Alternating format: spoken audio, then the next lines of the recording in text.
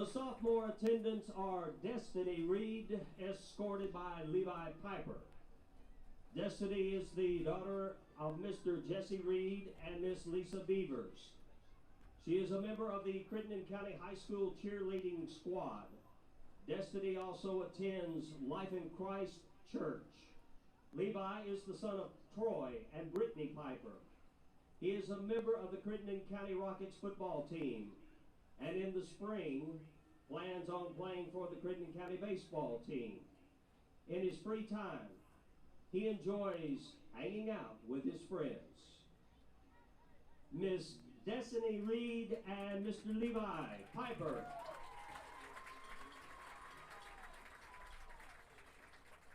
Our junior class attendants are Taylor Guess, escorted by Jacob Hoover.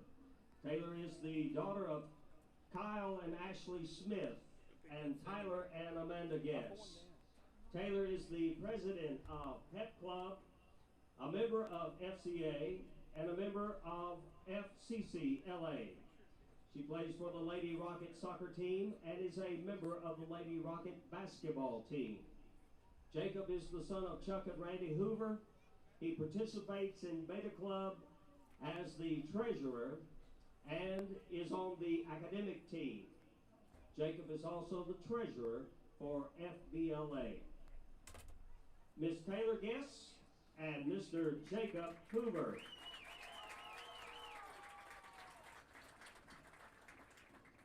The first senior queen candidate is Maggie Blazina, escorted by king candidate Denon Wilson. Maggie is the daughter of Johnny and Tiffany Blazina. She is the FFA president, 4-H president, FCCLA vice president,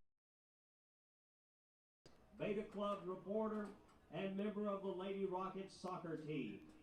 Maggie attends First Cumberland Presbyterian Church and is also the AmeriCorps youth intern for our school district. Denon is the son of William and Mary Wilson. He attends Cave Springs General Baptist Church. Denon is a member of the Crittenden County cross country and track teams. He is also on the Blue academic team and a member of the Rocket Regiment Marching Band. Denon is also looking forward to participating in the upcoming virtual reality game Creation Club. Miss Maggie Blazina and Mr. Denon Wilson. The next senior queen candidate is Addie by Zach McGahan. Addie is the daughter of Tina and Heath Fawn. She is a member of the HOSA Club and plays soccer for the Lady Rocket soccer team. Addie attends Life in Christ Church, and in her spare time, she enjoys spending time with her family and hanging out with her best friend, Hadley Rich, and her boyfriend, Ian Ellington. Zach is the son of Troy and Tara McGahan. Zach is a member of the Crittenden County Rocket football team and participates in FCA. He is a member of Central Baptist Church, where he helps lead singing. Miss Addie Fawn and Mr. Zach McGahan.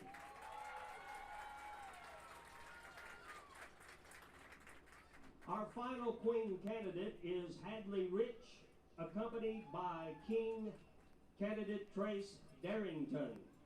Hadley is the daughter of Joy and Crystal Rich. She is a 4-year member of the FCCLA, FCA, and Pep Club. Hadley is also a 4-year member of the Crittenden County Rockets cheerleading squad and is the senior cheer captain. She is a 6-year member of the Crittenden County Lady Rocket softball team, as well as a member. In her free time, she enjoys hanging out with her best friend, Addie. Trace is the son of Casey Winstead and Shannon Darrington. He is a 3-year member of the Crittenden County Rockets football team, a 4-year member of the Crittenden County Rockets basketball team, the Crittenden County baseball team in the spring. Trace also attends Marian Baptist Church. Miss Hadley Rich and Mr. Trace Darrington.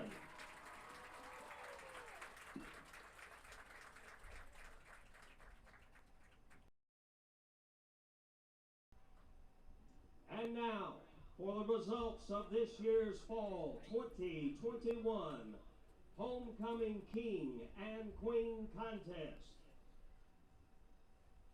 Your 2021 Crittenden County Fall Homecoming King is Mr. Trace Darrington.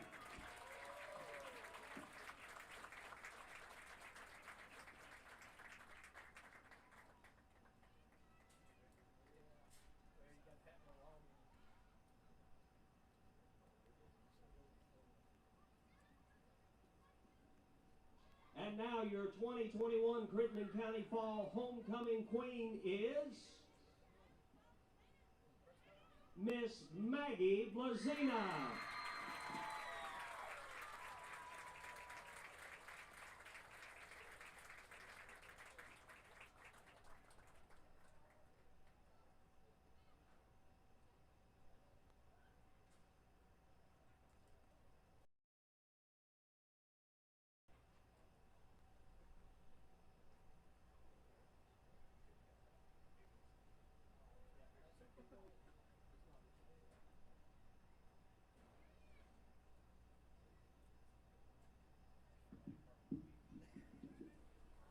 Ladies and gentlemen, a big round of applause for Trace and Maggie.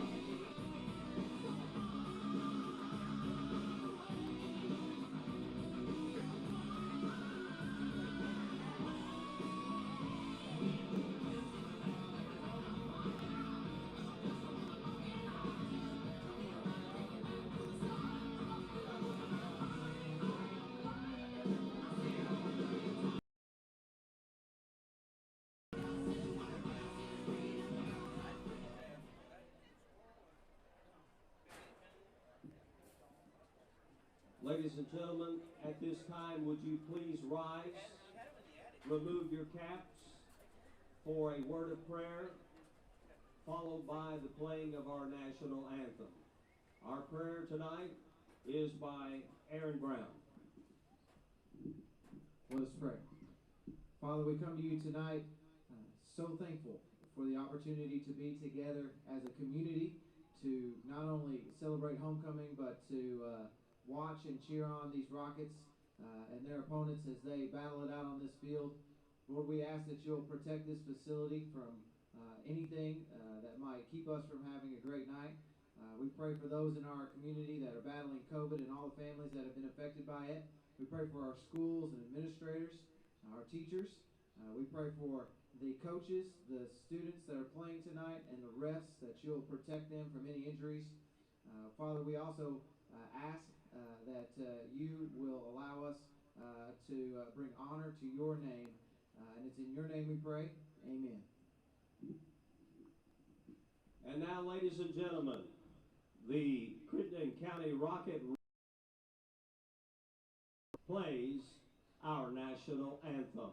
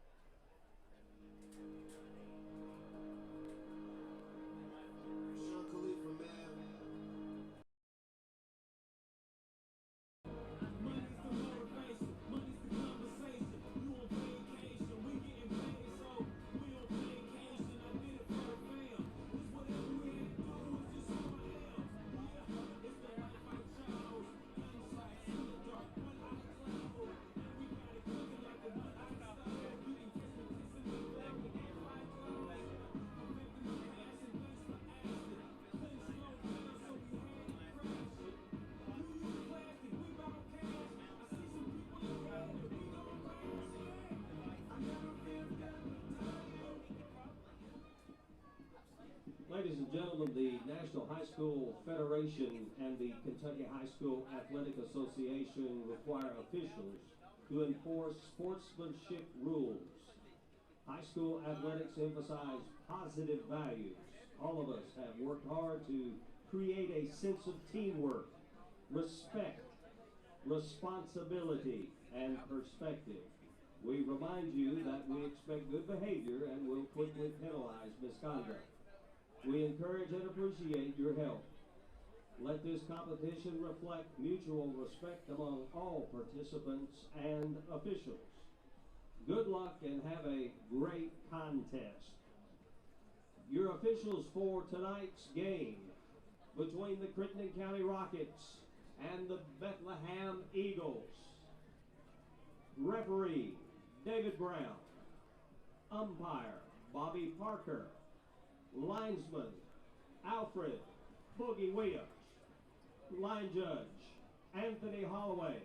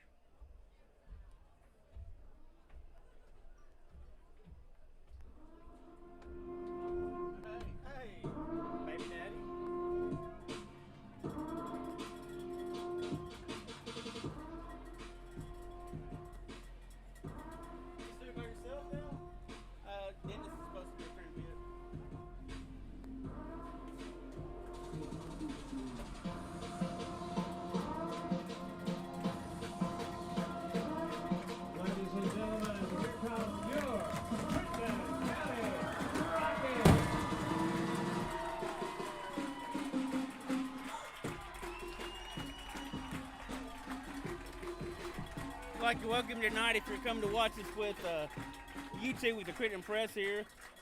Here in a little bit, Dennis Hodge will be up here doing some of the talking, and I think Brandon Carlson's Bardstown. Brandon grew up here. I actually coached him in Little League football and went on to with a military career, and if I'm not mistaken, went to West Point. But they'll be up here talking in a little bit. Just want to tell you we're playing Bethlehem tonight from Bardstown with a record of 4-1. Your Rockets come in tonight with a record of 2-3. So as this thing gets going tonight, we'll see what the Rockets have. I'm going to go over the sponsors real quick. that make this tonight. Of course, Mark Williams with Whitetail Property, Fraser Law Farm, Moments in Time Pictures, Hodges Sports and Apparel, Riley Tool Machine, Farmers Bank and Trust, Deer Lakes Golf Course, First United Bank, let's see, Mexican Restaurant, Ellington Detailing, Homestead Auction, Real DC Plant, Federal Credit Union, H&H Home Hardware, Full Body Fitness Studio, Par 4 Plastics, Magnolia Bank, Mulligan's Pizza and Pub, Colonel Ag Repair, Corey and Derek, YTG Insurance. YTG Insurance. I'm going to wait and see how they pronounce it. Char on the New York Stock Exchange. Chara. Stoner's Barbershop. Mike and Stoner's Barbershop and Marion Eye Center. That's who's got this tonight, and it's making this available for us to do. Dennis is up here with me tonight. I'm going to be doing a lot of the filming. It's hard for us to talk right under this speaker, so we're probably not going to be jabbering the whole time, but we're going to do the best we can to help you guys call this. Like I say, we're lucky to have Brandon with us tonight. I think he's going to talk to Dennis some. Here, but Dennis will give you a lot of his history as this young man's grown up. And like I say, I got the opportunity to coach him when he was in Little League football a long time ago. He grew up to be a really outstanding young man with a good military career. Like Dennis had the opportunity to go through the military also, and they have that tie there with Dennis with his military at school. But I'm going to let them talk here in just a second, and we'll get this game going.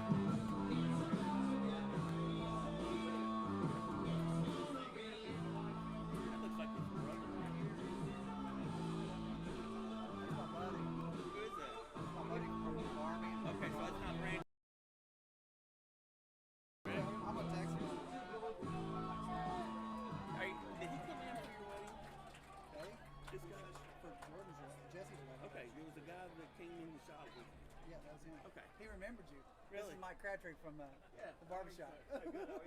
He's needing a haircut. Yeah. What's that? I said you were needing a haircut. Oh, wow, I am needing a haircut. Eagles to kick off for tonight's game. I'm not picky, believe me. Deep for the Rockets will be number 2, Caleb Nesbitt. And number 17, Preston Morganson. There's your rosters on both sides. Yeah, I'm not really a play-by-play guy. Why don't you let me do that? We're not with them doing that. We don't have to as much.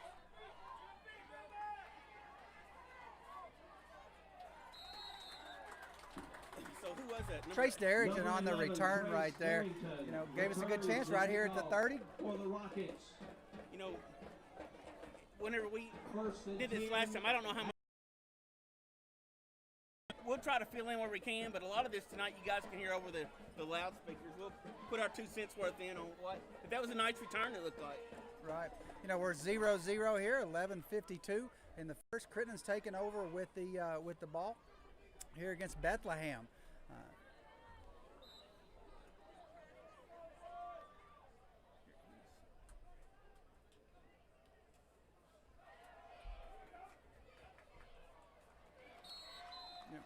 Flag on the play. Yeah, hand off there to Morganson. And look, that is one thing, Mike, that we really won't be able to overcome tonight is we're going to have to play a clean game. Yep. We won't be able to overcome the penalties. Putting the ball on the ground tonight is not an option. That's one of the problems that we've been stung with for the last several games. You know, just driving Preston straight ahead like that is so hard to do. That's kind of how they do. So we're playing against a big team.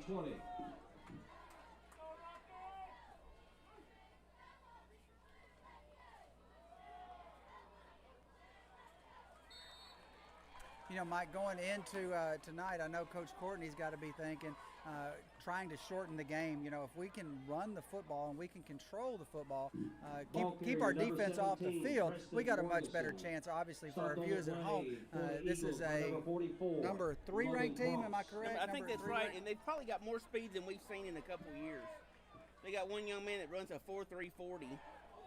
Oh, me, that's dangerous. That's how we got 2 or 3 interceptions last week. Yeah, that ball got tipped by the defensive end from Luke. But you're right. Yeah, I think Coach Courtney really kind of describes him as a elite speed. Now that's not just Cooper, but also a few others guys. They can really run, but the 4.3 is elite type speed. It's something you don't see in high school around here most of the time.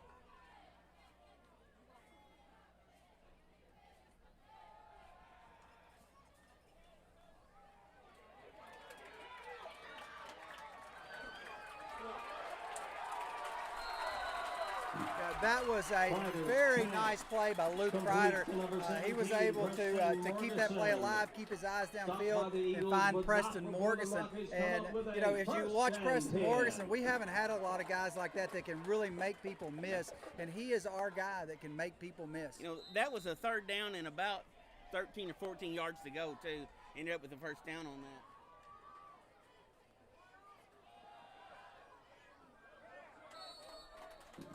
You know, starting out early, Coach Courtney's using Morganson, a little extracurricular there. We have a flag on the play. Stop on the play for the Eagles by number 24, Jackson Young. Yeah, obviously Morganson was involved in it. I'm not sure who else. Looks like number 24 for Bethlehem was also involved. We'll see how it goes here. You know, what we just saw them do, we've talked about doing all season, is try to run the ball really quickly, put the plays in, and not waste a lot of time between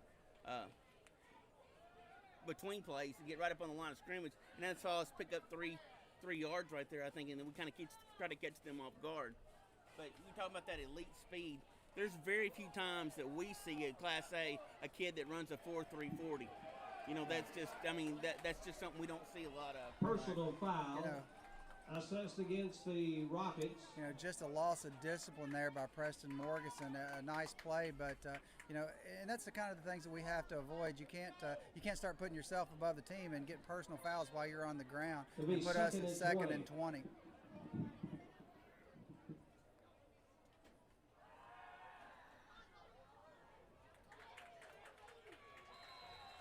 I really like the way that Coach Courtney's getting, or Coach Barry actually is getting our offensive coordinator, Austin Barry, is getting Crider out of the pocket, you know, getting him out of the pocket, not have to deal with that rush, and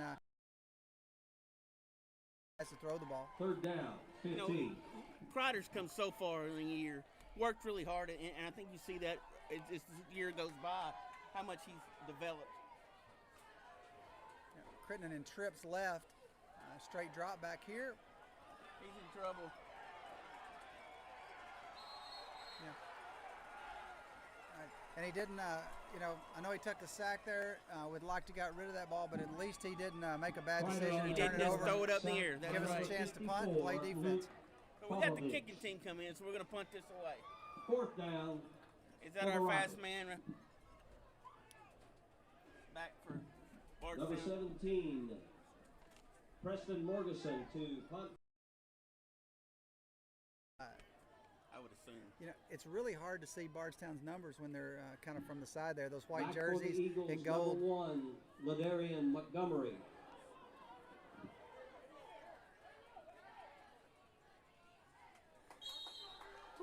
We kind of dodged a bullet right there. Preston Morganson hit that off of the side of his foot. All of our coverage is to the right, and that ball comes back left. Fortunately, Bardstown was blocking. Well, Bethlehem was blocking there and didn't see the ball, or somebody could have potentially scooped that up and ran it the other way. You know, he has had some booming punts this year too. Now we look for Bardstown, or we look for Bethlehem to stretch the field a little more than we have seen in the past. Put a lot of stress on our secondary. We're rushing 4. Yep. But listen to Coach Courtney on the podcast, you know, that's what he's talking about. Our secondary really needs to come up big. We need to be able to get a little pressure on their quarterback, because not only do they have the quick passing game, but they, unlike the teams that we have faced so far, we haven't given up the big play. They can really stretch the field.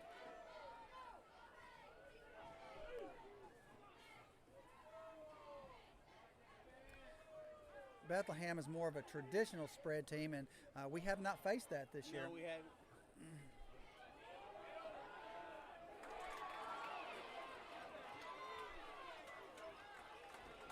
That's a nice recovery The on ball that. carrier number 35, Zane Wycliffe. 9:24 to go in this first quarter. Stopped We on are the still play for scoreless. the Rockets by number 15, Logan Bailey. Little pickup, so that's going to bring Third up third down down, about 6.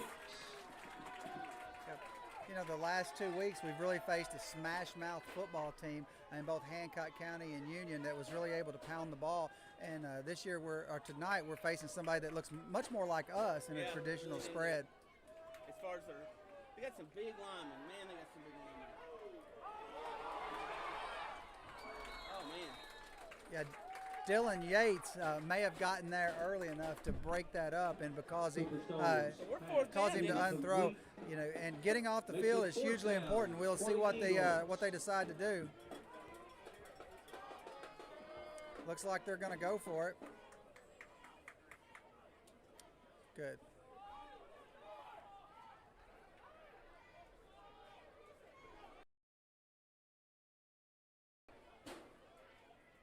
And Coach Courtney calls a timeout. Obviously, he's seen this before. He's talking to our secondary there, and he just wasn't able to communicate what was fixing to happen. So I'm glad he caught it. He caught it. He prepared defensive coordinator and a great head coach. We're very fortunate to have Gage. You know, he holds his cool so well. Yeah, he's an intense guy, and as a player, he was intense. But the thing that I really admire about Gage, well, there's a lot of things I admire about Gage. You know, number one, he's a physically imposing feature out there, and he's extremely smart, extremely. What happens? He just keeps coaching, and I think.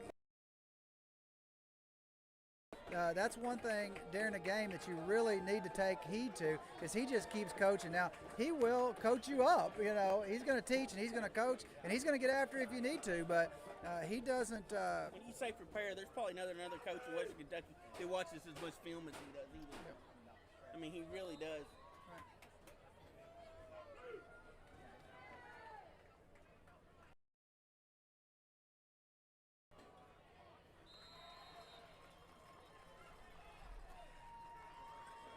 That was pretty impressive, Mike, right there. That was just a quick hitch to the outside, right at the yard marker, and that kind of shows the talent that we're up against tonight. 1st and 10 for the Eagles.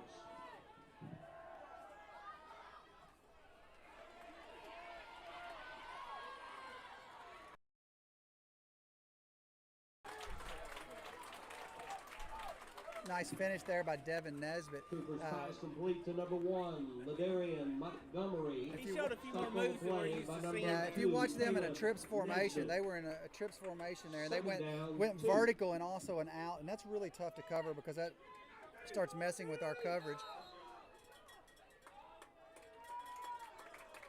The number 2 went vertical. The number 3, he ran an out. I'm not sure what we had out of the number 1 receiver, but when you start seeing those combinations, that is traditional spread. We haven't seen those yet, and that's really stretches the secondary. It's hard to watch them here. Are we running man-man cover? What are we doing? We are in a cover 2. If you look, we have 2 high safeties, Mike. If you look at it, it looks like we are probably going to rush 4. We have 3 down linemen, and we'll probably bring another linebacker from somewhere else. We have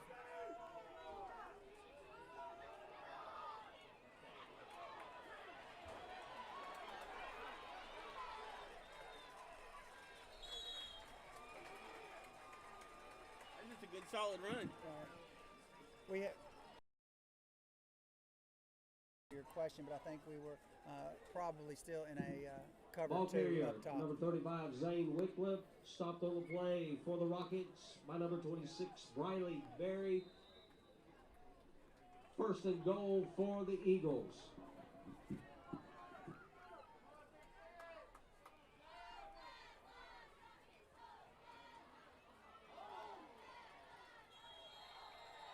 Touchdown, Bardstown.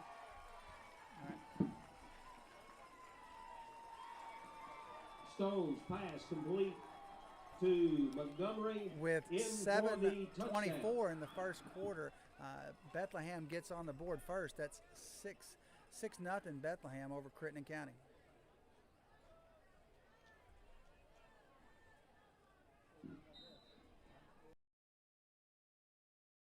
16, Adam Winkenhofer.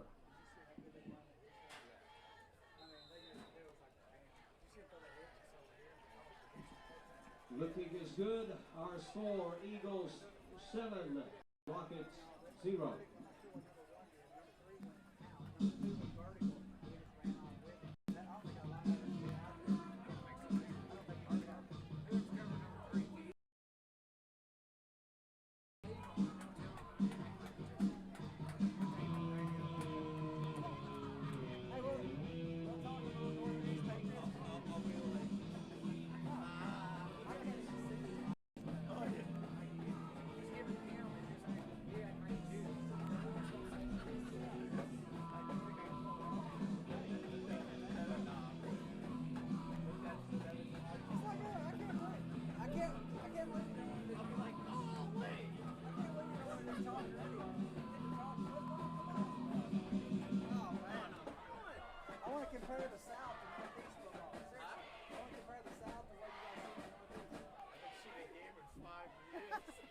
Number 2, Caleb Nesbitt, and number 17, Preston Morganson, back for the Rockets.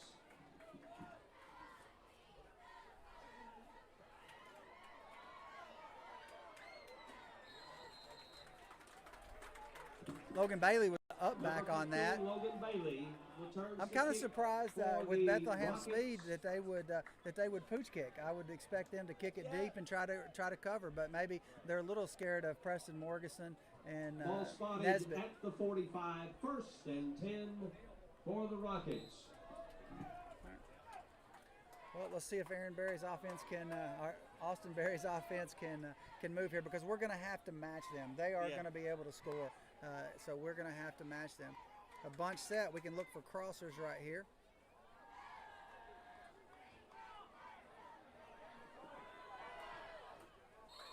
You know, that is one thing that Luke Crider has really added to his game. We ran outs there on this side, and he had a drag receiver that he could have thrown to, but Luke tucked the ball and got us 9 yards. And, you know, the offseason for Luke, he's really gotten stronger. He's gotten more confident. I'm so proud. I'm so proud of Luke Crider. A 9-yard gain for him right there. We have 2nd down and 1.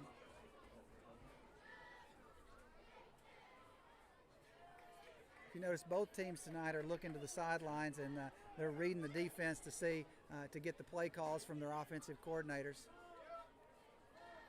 4 seconds. We're going to burn our 2nd timeout here. Go ahead, Tommy. And you know, we use our 2nd timeout of the first half here at 6:25. But Mike, you know, I've heard Coach Courtney saying, I totally agree with him. You can't take those over with you, so there's no reason not to use those first half timeouts if you need them. Especially when we're sitting here with 2nd and 2 or 2nd 1.5. And if we hadn't done that, we'd end up, you know, with the 5-yard penalty with, you know, 2nd and 7. Right.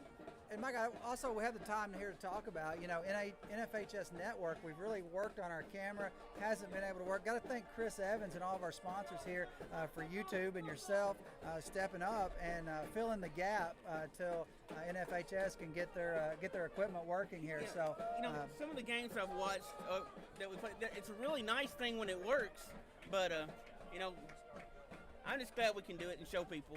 Yes, because there's a lot of Rocket fans like my dad that's watching online that just don't get a chance to get to the park, get to the field.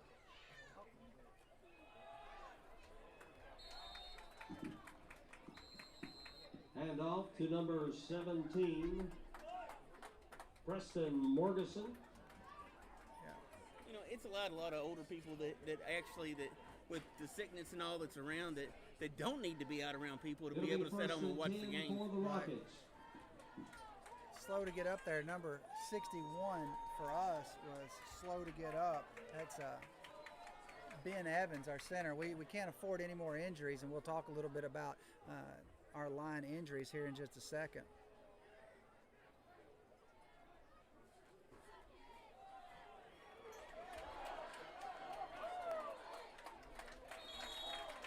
Nice nice hard run. Handoff to You know, number 17. the one thing I've noticed that our offensive line, I really think is much improved. You know, if you watch our offensive line, they are running down the field, they are pursuing the play, they are ready to scoop up fumbles, and they're ready to push the pile. And if you watch good, especially college linemen, that is what they do. They don't sit back and try to get a roach 20 yards behind the play so they get some kind of sticker on their helmet. They pursue the play. That's right.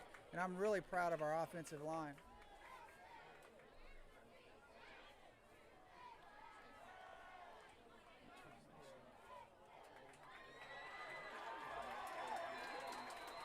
Yep. Once again, the bunch formation and getting Luke Crider out of the pocket. I love what Austin is doing, getting him out of the pocket. That time he was able to find Hayden Adamson for a nice gain, and once again, second and short for the Rockets. Stopped on the play for the Eagles by number 2, Marty Smith. Gain of 9.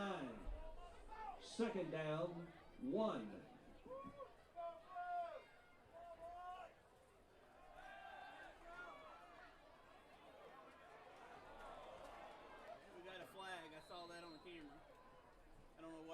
Probably.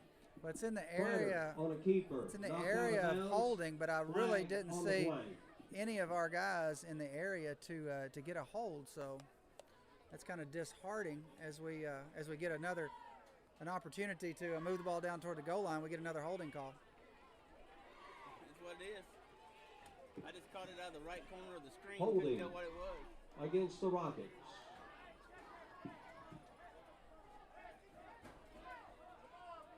Instead of first down, we're looking at second and 10. Penalty, so backs it up 10 yards from the spot of the foul. So instead of having first and 10 on about the 20, now we hear our second 10 on the 35.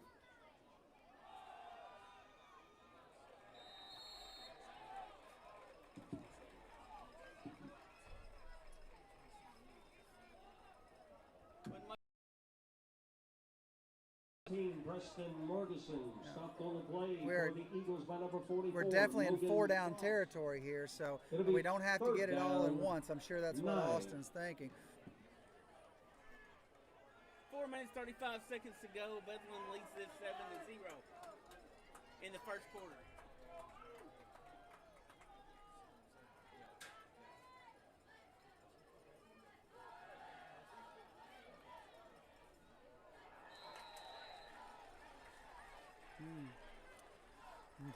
And Luke Crider really showed off his arm strength. He hit Hayden Adamson right in the mitts, right at the first down marker, and it just bounced off his hands. But that is really throws like that show you how much he's worked in the offseason. That was really nice.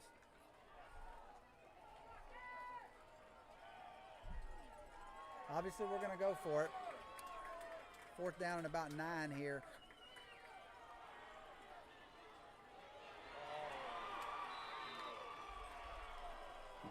You have to say that was worst case scenario right there. You know, the one thing that we didn't need is to give them the ball on the 45, and Eagles take over on down. That one's tough. That puts doesn't exactly put them in a short field, but they're not in bad field position at all, taking the ball. He had thrown that ball. You probably didn't feel that pressure coming from the backside there when he got. You know what he did? He took off trying to run out of the pocket instead of stepping up in the pocket. If he would have stepped up in the pocket there, he would have been able to have some green grass. But that's tough to feel from your blind side.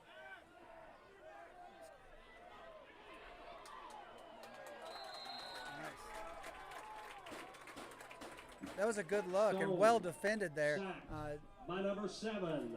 They had a couple things going on. They had the bubble screen out here in the flats to number 1, and then they had verticals going on top of that. So we did a great job defending that. Good pressure. Sammy Impastato needs to live back there tonight. Yeah.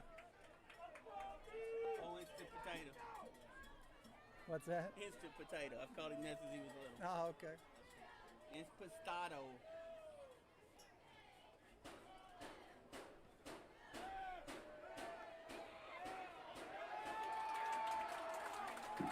Wow! Stole. Yeah. On a quarterback's sack again. by number 7, Impascado. This Did is we get a a flag or did they get a flag? It looks like we probably got a holding flag, and then we have probably offsetting unsportsmanlike, it looks like, or maybe a offsetting personal foul. Hopefully it's just a personal foul, because 2 unsportsmanlikes and you're gone. So we'll see what the call is. Holding against the Eagles. It'll be interesting to see what Coach Courtney does here, if he's going to accept this, because if he accepts it, it'll be 2nd down. Okay, good. Those were offsetting personal fouls, which really don't affect anything. And they're going to have a 15-yard. No, there's going to be nothing else other than the 10-yard. Coach Courtney accepted the holding call, so it's going to be 2nd down, and looks to be, what, about 25? And the offsetting personal fouls really are a wash. They don't mean anything. Now, if those have been unsportsmanlike, that's a different story. So, personal fouls is not, I mean, it's a big deal, don't get me wrong. Out and you have to sit out the next game? That is correct. That is correct. So that's really big. That's really bad, yes. Third really down bad. and 25. So it looks like Eagles. Coach Courtney has declined the penalty. I thought they were going to mark it off, but they did not. So we have 3rd down and what looks to be about 25, Mike.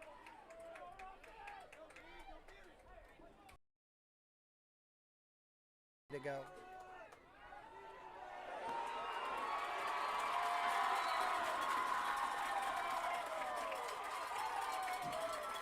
Well, I really believe at this point Crittenden has weathered the storm, all right, and we have decided we can play with these guys. Obviously, they have a lot of power. You and I both know how aggravating that is to get the football as you're being tackled. Yeah. Dylan Yates and actually a host of Rockets there, Sammy Impastado, we're all in the backfield. The inability to catch punts has kind of plagued us. We'll see if we can. Number 17, and it's Preston still Morrison back to receive the punt. We just aren't going to catch a punt in the air. No, Preston struggles to catch punts back there. He really just lets everything bounce, to be honest. And with a traditional punter that's punting the nose of the ball in the air, it's gonna roll. Fortunately, I think we may have got bailed out here. We'll see what this penalty is. And I think, Preston has dropped one, I believe in Hancock County. And I'm sure, he starts getting in your head, and then you feel much more comfortable. Hey, I'll just let it bounce, and it's much easier to catch it off the first bounce. But, you end up giving 10 to 15 yards on a good roll, and you miss the opportunity. With a traditional punter tonight, you can catch that ball and have a chance to make some yards. You played that position a lot when we were growing up, and just if you can fair catch it and stop it right there. Yeah. But to be able to catch it on the run, so many things can happen for us if you can catch the ball. Yeah, there's an inherent risk, obviously. You've got to have the confidence that you're going to catch it to take that chance. Keeps the ball from rolling. And that could be an area improvement for Preston's game back there.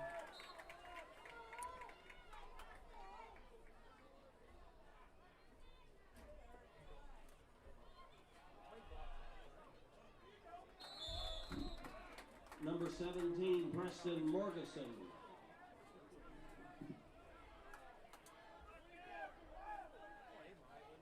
We got 2 minutes, 28 seconds to go in the first quarter. Man, this is going kind of slow, isn't it? Bethlehem leads us 7-0. Well, I was actually going to go the opposite direction. I was thinking this feels kind of fast.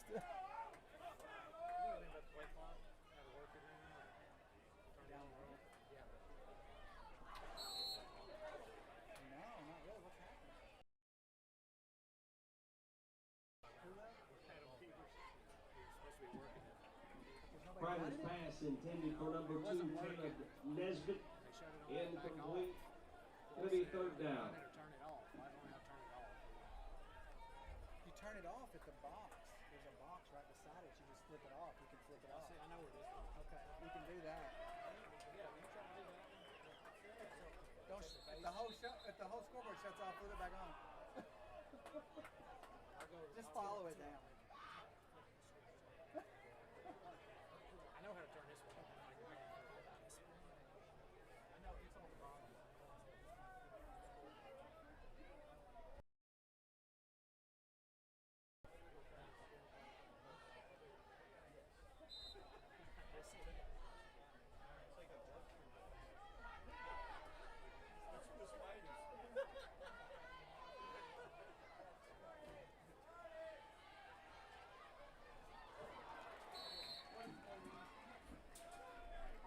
Yeah, having a little bit of trouble with the play clock, so we're going to shut down the play clock. Fourth down. Just inability to keep that drive going, man. Right there. If Preston could have caught that, he had a little bit of space, but a tough play for Luke Kreider.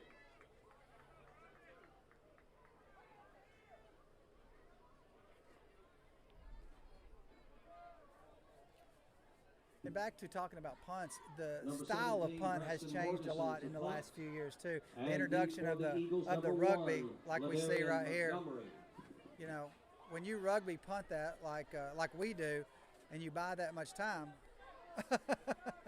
as they pick it up, yeah, you can cover it pretty quickly. You know, it's hard to get any return. Time to get down the field. Yeah, it's extremely hard to get a.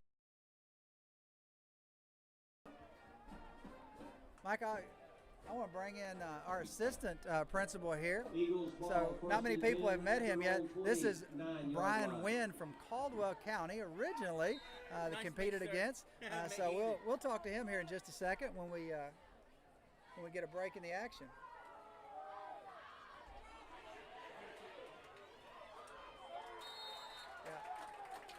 Nice job by Luke Mundy, really holding the edge and stringing that play out and allowing the.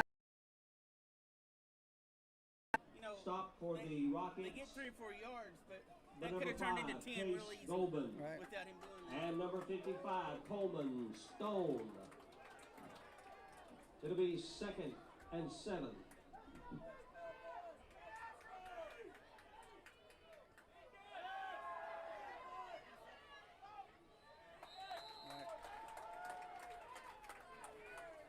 Just where we want them, 3rd and long. We've been able to defend the long ball, Mike, by staying in the 3. So that's a good sign for the Rockets.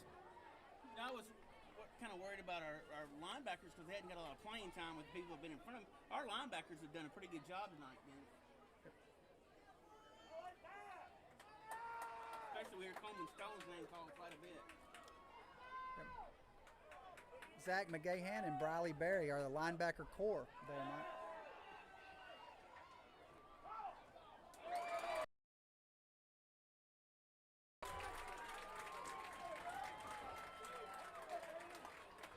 Yeah, and I kind of to elaborate on that, Mike, you know, we really graduated a fantastic linebacker core for Class A football. So these guys have not had the experience that the other guys have, and yeah. They just keep getting better every week. But of course now, Coach Courtney is the linebacker coach, so we would expect that we're going to see those leaps every week. Wickenhofer. That's a name and a half. Yeah. Wickenhofer. There you go. Good job. So, real quick, I'll introduce Brian Wynn here for a lot of our viewers. We have a lot of viewers at home. Brian's our new assistant principal, bus driver, you know, everything else. So what's your first impression here? I know you're familiar with Crittenden County. Yeah, of course, I was born and raised in Caldwell County and competed against Crittenden County. And the first impressions of Crittenden County, been welcomed here. I've enjoyed every minute. The faculty, staff, student, and warming. You found yourself in Sheridan the other day. You've learned where Sheridan is on a bus route. Yes, I found Sheridan and Tulu, and I didn't get lost, made it back, so that was good. That's a positive. That's right. All roads lead back to Marion. That's right. Eventually. Yeah. Or you get wet. Or you get wet. That is correct. Ball carrier number 17. Glad to see our defense have settled in here after that first Stopped series. on the play Right. Yeah, I totally agree, agree, Brian. Our defense has really figured out that they can. The scores, they have been putting up some astronomical offensive numbers, and not that they can't do that at any time. I think they've been averaging 42 points a ball game, so but we've gotten physical up front.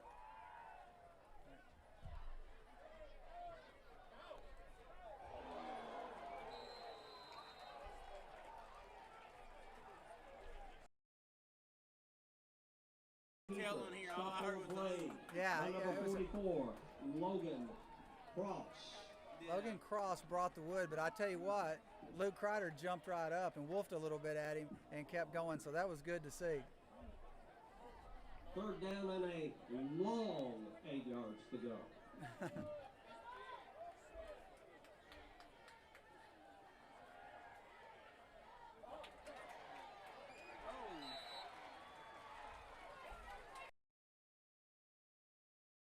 Completed to number 17, Preston Morgeson. Stopped on the play for the Eagles by number 44, Logan Cross.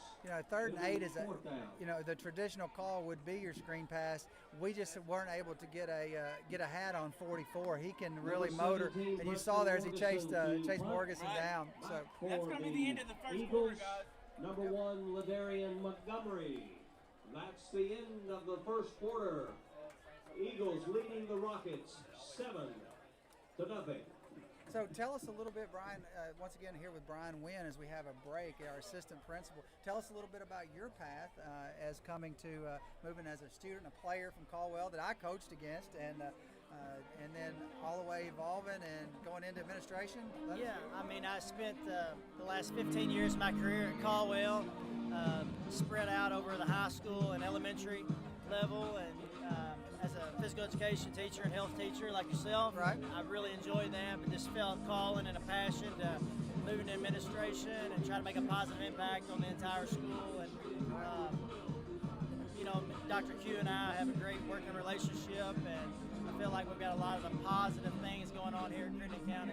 Right. Now, something that people won't know about you is you have 4 children. We do. Yeah, and two that are your biological children. So tell us about that. Yes, we have 2 biological children. We have 2 adopted children, and just a really amazing, miraculous story, really, of adopting 2 children from Haiti, and they've been a blessing to our life and our family. And it happens, doesn't it? Yeah. So 4th graders and 2nd graders and kindergartners. That's right. That's right. Yeah, Mike, we really need a good punt here out of Morgeson to keep our defense out of a tough field position. And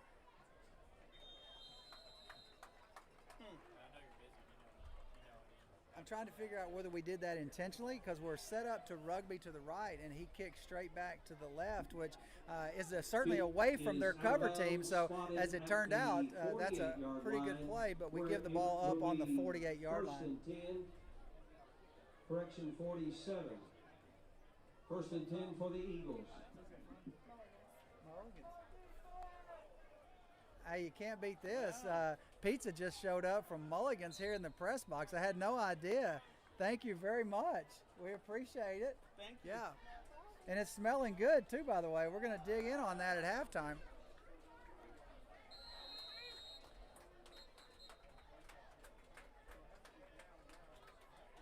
Boys, grab your pizza, please. I've been eating for a while. Stopped on the play for the Rockets by number 55, Coleman Stone. Yeah, we're getting some better reports in this week, Mike, that the picture is much better than last week, and they can actually hear us, maybe.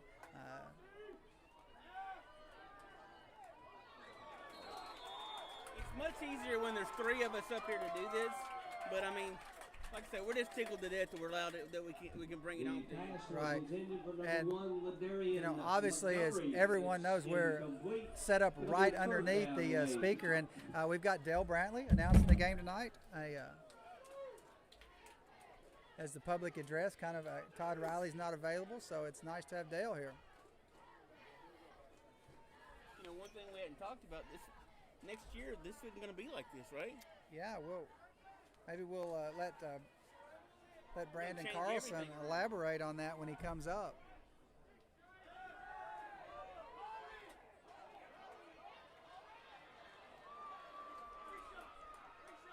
Yeah, we're Stone on a keeper. That one was pretty easy to see. That goes back to what we talked about earlier. An offensive lineman, he had what he wanted. He had us on the ground, and then he threw the hook in just to make sure that we didn't get up, and nullified about a 25-yard run.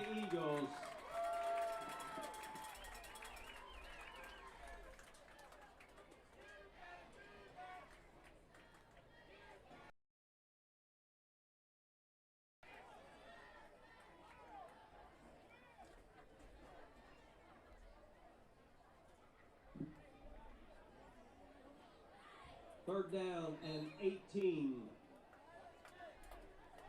for the Eagles.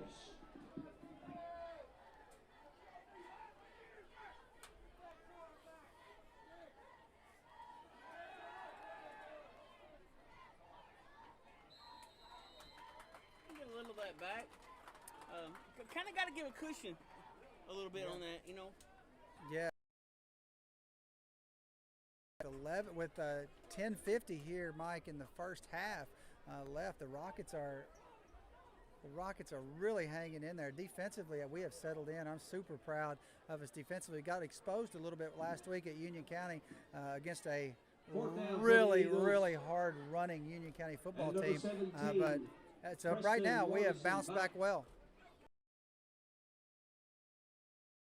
Adam Winkenhofer. Winkenhofer, that's a fun name to say. Winkenhofer. Yeah, it's not a Crittenden County name, that is true, but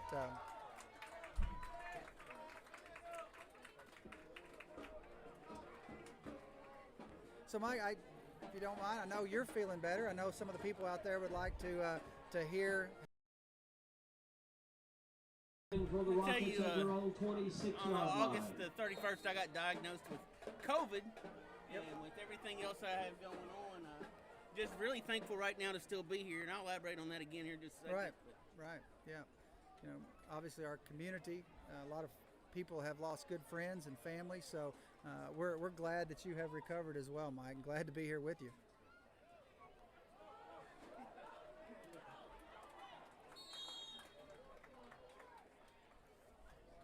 Love the play design right there, Mike. I love it. I think we'll start seeing more and more stuff like that from Austin Berry. Roll out left, pitch forward to the number 88, Bryson Baker. To number 88, Bryson Second Baker, play for the Eagles, and then we number trapped 54, coming Luke back the other way. Collins. The great thing about that play, if that's fumbled, that's a Gain of dead 3, ball because it's a 7-7. forward pass. Right. Yep.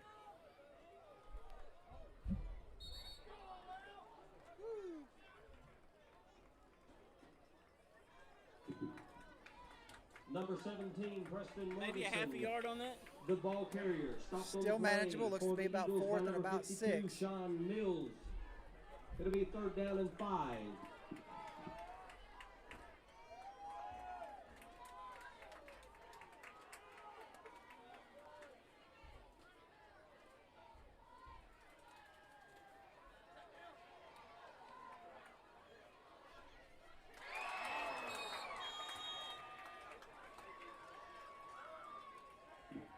Prider's pass intended for number 5. Gotta Case bring those Goldman. Incomplete. Yeah, that would have 4th been down for the a Rockets. tough catch, one that would have really helped out. But I tell you what, Chase Goldman really did. He kept running there. As Luke's scrambling, he's out of the pocket. Case did not stop. He kept running, kept moving, and gave us a chance. He just wasn't able to haul it in. They broke it up. We got to start pulling those in. Yep. So we're punting again. Number 17, Preston Morrison, punting for the Rockets, and deep for the Eagles. Number 1, Ladarian Montgomery.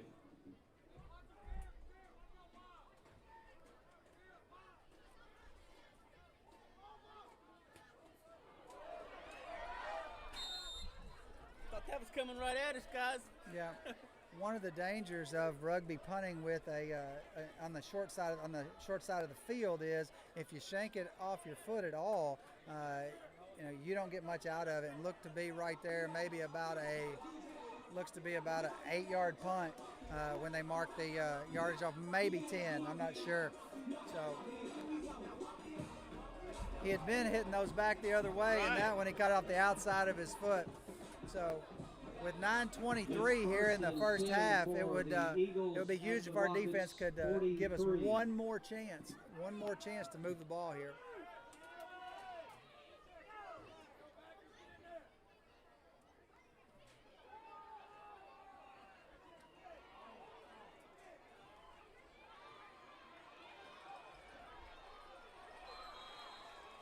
I totally lost the football. Montgomery. Yeah. Stopped on the play for the Rockets. That time, number 5, Case Goldman, and number 8. Bethlehem went to split backs that time, got a little tighter. It Dylan is a Yates got first great down penetration. for the Eagles. We just weren't able to get the pursuit to finish that off.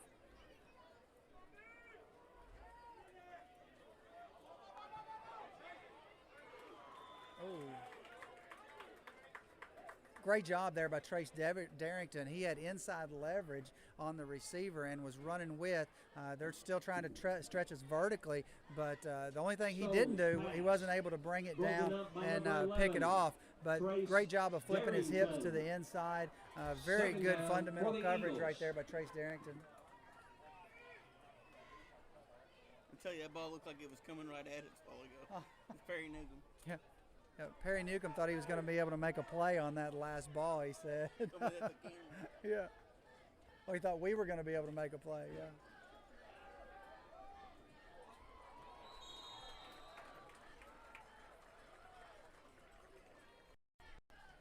Pass complete to number 19, Justin Popovich.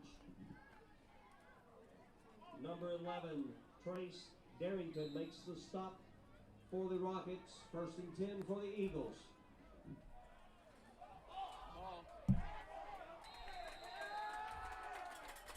You know, to stop momentum there, one of the things you were talking about earlier with the offense like that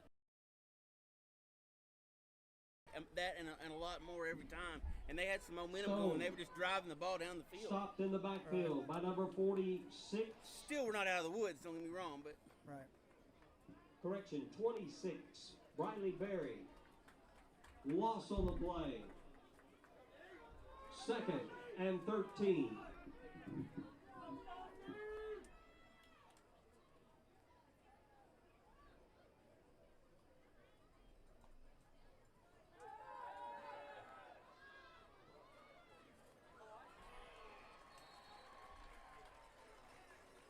You know, that's really tough to recover on the rollout. You know, they're getting 3 different levels against you, and if you with rolling out this direction, if you give any space at all, you know, he's got the arm strength to put it in there. So it's it's really tough to defend. We haven't seen them run as much as I thought we would tonight. The defense has shut that down.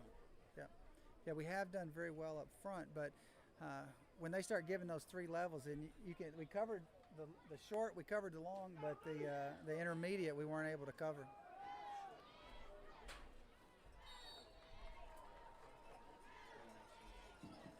Ball carrier, number 2, Marty Smith. Stopped on the play for the Rockets by number 15, Logan Bailey. Well, it looks to be about first down, 2nd and goal at the 1. 2nd and goal at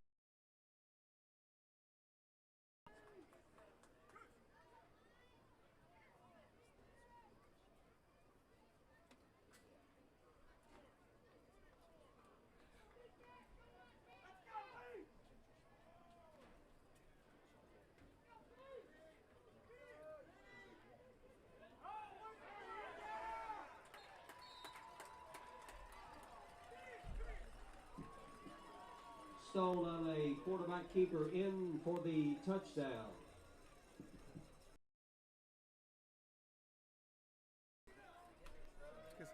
With 6:59 here left in the first, Bethlehem goes up 13-0. We really need an answer here, Mike. Adam Winkenhofer to attempt the extra point. The kick is we really do, because, you know, and the score. We've done well to hold them back with the numbers they've been putting on the board. But for us to stay in this at all, we've got to throw an answer in here to keep this within a score. Just to stay in. Right. And so, Mike, you said you were going to elaborate. We're glad to be here. Glad you're doing healthy. I know the people are careful. Of course, went through I got the infusion.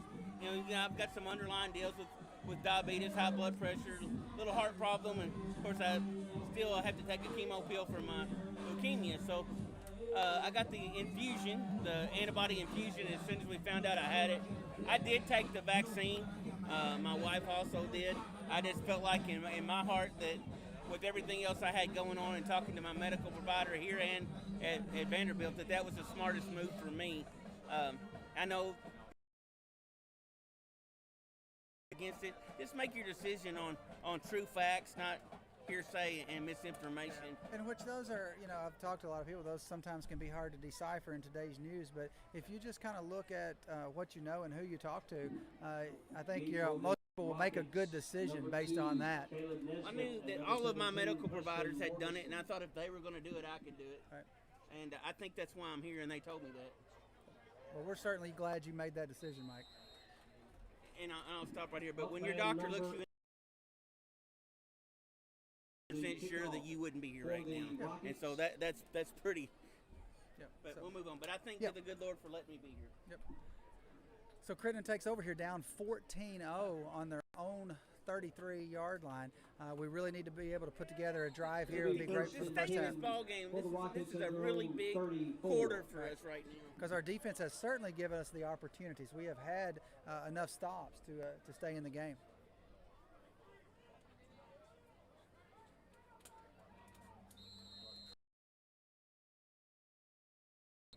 I'm seeing some stuff on the bottom. Guys, we'll try to give the score more often. Like I say, Dennis and I haven't done this much this year.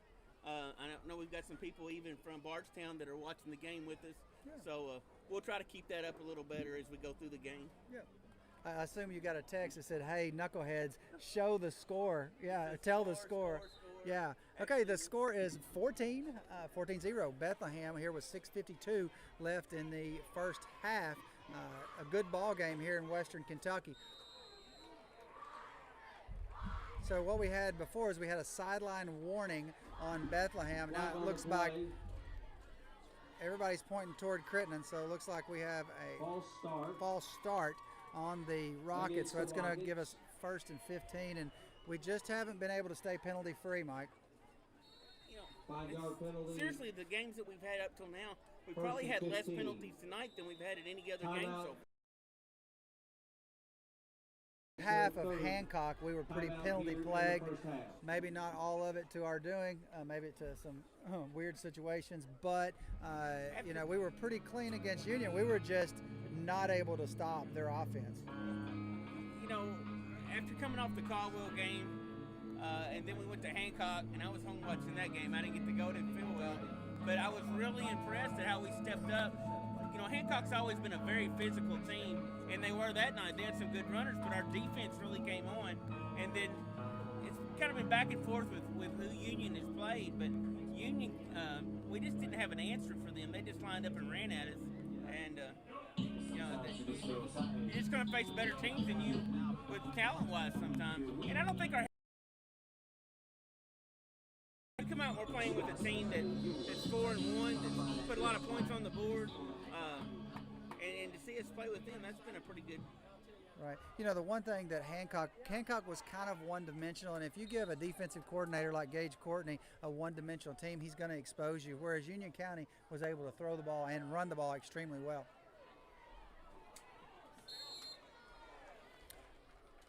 Good decision there by Luke Kreider. He just threw the ball away and lived to play another day. Once again, we're doing the same thing to them. We're going at 3 different, pretty much identical offensively.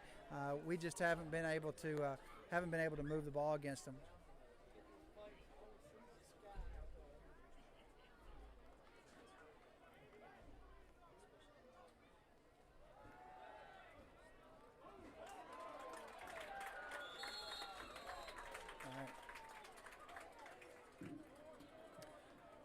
Kreider's pass complete to number 88, Bryson Baker. As you heard there, nice post route to the big target, number 88, Bryson Baker.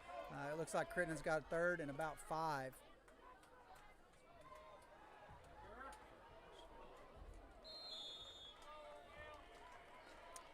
That time they rushed 4 and were able to get to him. Ball tipped, incomplete. Kick it away. It'll be 4th down for the Rockets. You almost have to, don't we? I 100% chance we've got to punt it, unless you can get Morganson in the open. If they don't cover this rugby well, he will tuck it and run. They have been able to cover. This is big right here. Number 44 for them. Montgomery is down and looks like a cramp, but I don't know. She's looking at the front side of his shin. She's not been in that toe back. She's looking at his shin. So he has been all over the field. He's kind of been a nemesis for us. So this could be something that works in the Rockets' favor if he's not able to go. But he's up. So we're hoping to have Brandon Carlson to come over here, a Crittenden County guy that now has married a Bardstown girl, and we're hoping that he Went to West Point, correct? Brandon Carlson is a West Point guy, and you know, to my knowledge, I'm not aware. We have the list is short of West Pointers that we have from Crittenden. Now, I'm sure someone out there is going to give me a couple more, but Brandon is the first one off the top of my head, and in my last 27 years, I don't remember another one.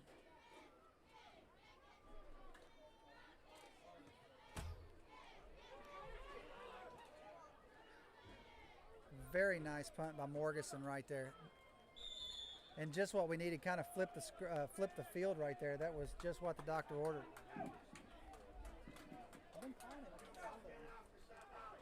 14-0, Bardstown leads us right now with 6 minutes and 8 seconds to go in the second quarter.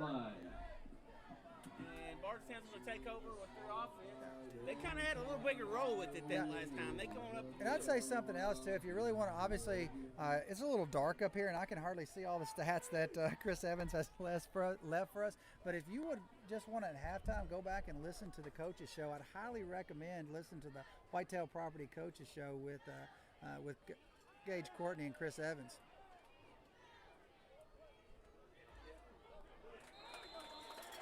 Nice job by Logan Bailey right there to break that up. You know, one thing I've noticed. Incomplete. Broken up for the Rockets by number 15, Logan Bailey. Kind of waiting for our PA guy there. But our secondary is playing a lot tighter this week. Last week at Union, we gave up a lot of third down completions. I say a lot. 3 or 4 very crucial third down completions because we were off so far, given so much cushion, and we are not doing that. The secondary is playing much better this week.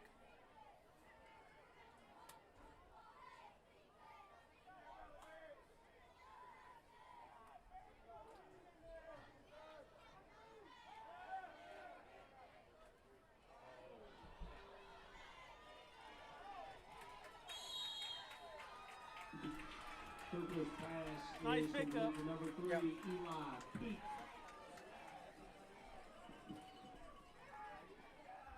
Stopped on the play for the Rockets by number 15, Logan Bailey. Trying to see who Coach Courtney's talking to. I believe he's talking to his linebackers that they got to get depth on that. On that slant, they've got to get depth and take that away.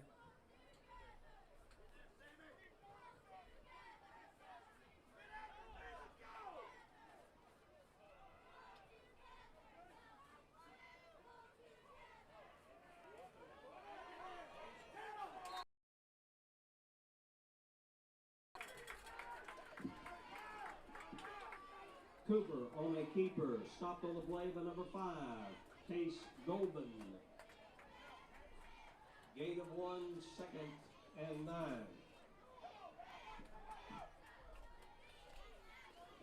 Mike, with 5 minutes left here in the first half, 14-0 Bethlehem over Crittenden County.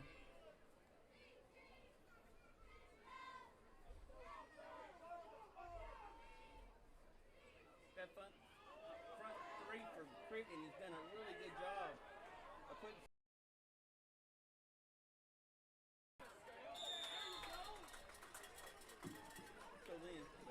Stone's pass complete to number 35, Zane Wycliffe.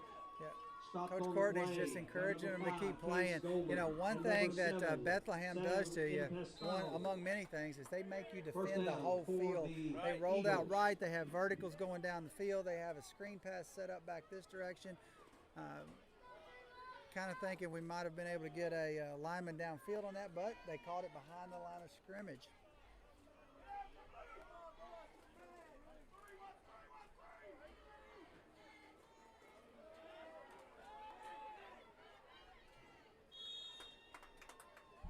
So real quickly, had they not thrown the ball behind the line of scrimmage and it had been downfield, you have a lineman that crosses 5 yards. Is it 3 or 5 yards downfield? They can start to call that, and they would have to come back, right? Yeah. But because it was a line behind the line, it doesn't count. I'm going to tell you it's not 5, but I would have to check the rule to know if they're going to give you that 2-yard box there to get downfield. And it changes at all levels, the NFL to the college to the high school. So. I'm probably thinking more at the Little League level when I said 5. Yeah. Talk a little bit. I'm gonna...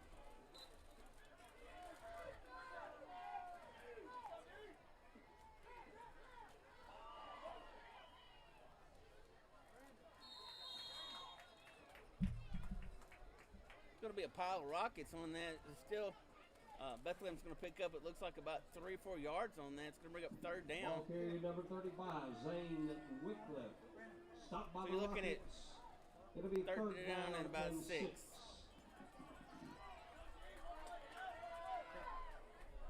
With 3:48 here, another pivotal time for the Rockets. If we can get a stop right here, it's 4-down territory for Bethlehem. But we've almost got to keep them out of the end zone right here, Mike. Plus, it's a big quarter for us.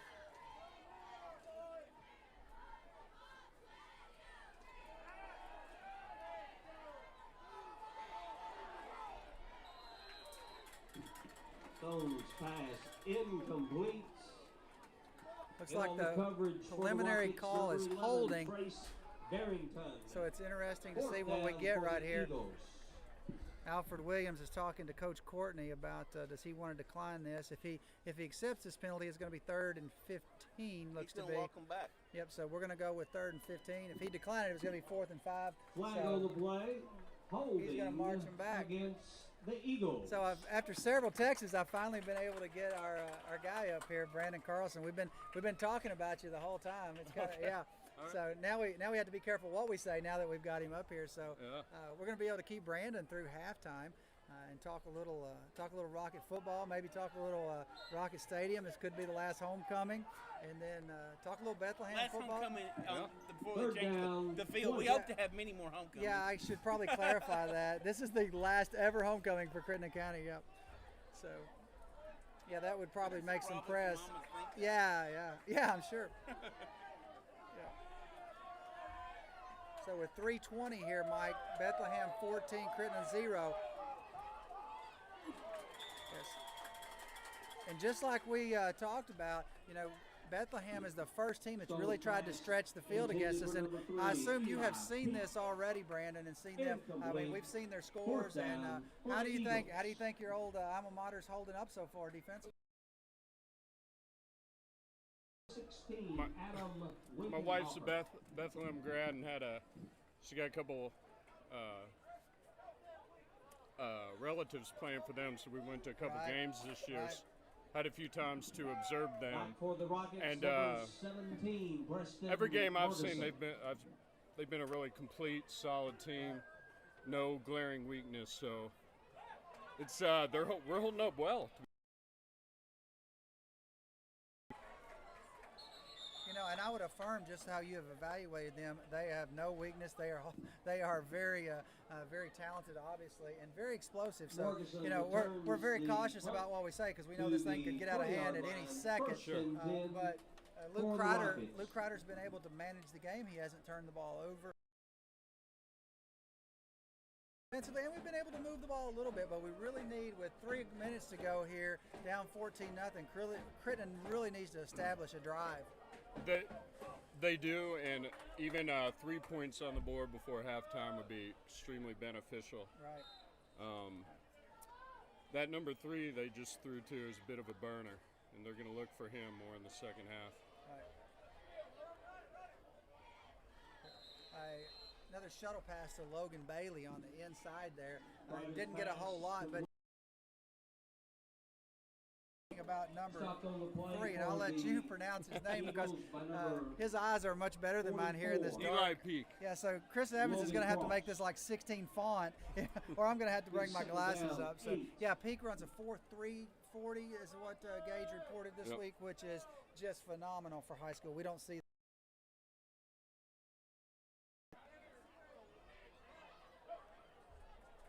Hey, there you go. There you go. Establish a drive. They're doing what they need to do. They got time. On a keeper. Yeah, with 2:16 here in the first half, we have got time to move the chains.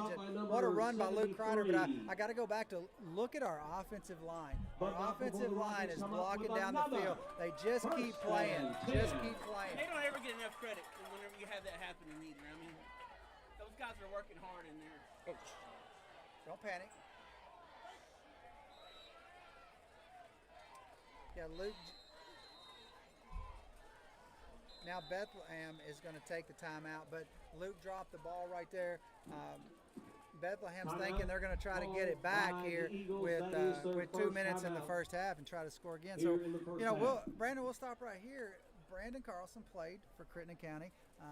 And what were the years that you played here, Brandon? Also, that play, it will be second. I graduated in 2000. Yeah, that's good enough. If you can remember Yeah. the year you graduated, that's good enough. And you know, the several distinctions about Brandon. Not only was he I wish he would have played more basketball. I just have to admit, but he was a very good football player for us. Great, fabulous student, obviously. And then, you know, one of the glaring things in your resume that I have to be excited about, being a former Army guy, is the fact that you're a West Point grad and 12 years as a, can I call you a knuckle dragger? Can I do that you can, affectionately? Yeah. You know, 12 years in the United States military and a West Point grad. So, you know, when we get a chance, we want to probe into that and probe into what you're doing now. And we always love to bring back those alumni and probe into what they're doing now. We're proud of them. We're very proud of them. Obviously. Yeah, I appreciate it.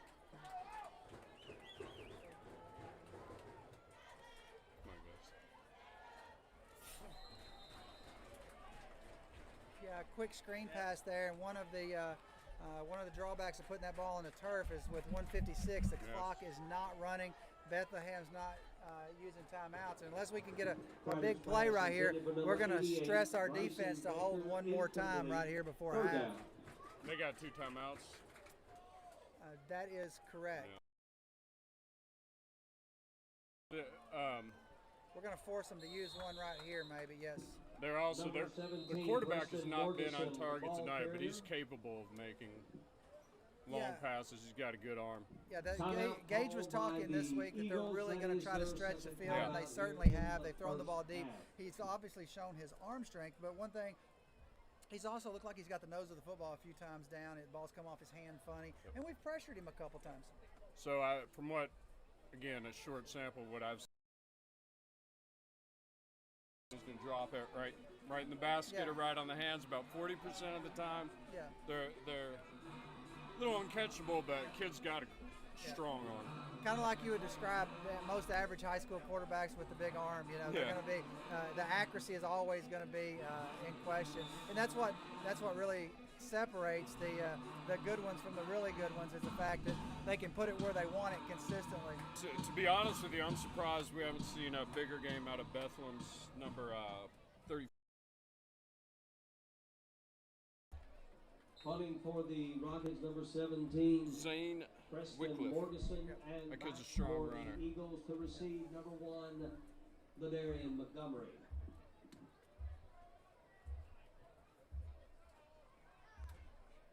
There you go. Get it! Fumble on the play. Oh, we got it!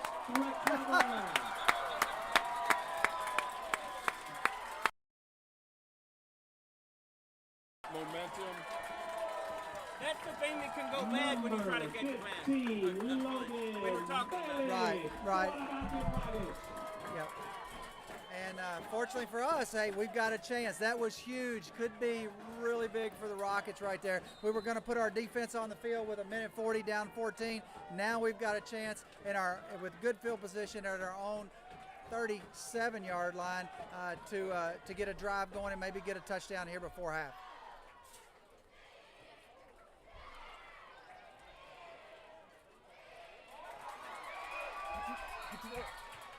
Fighter's pass is complete to number 17, Preston Morganson.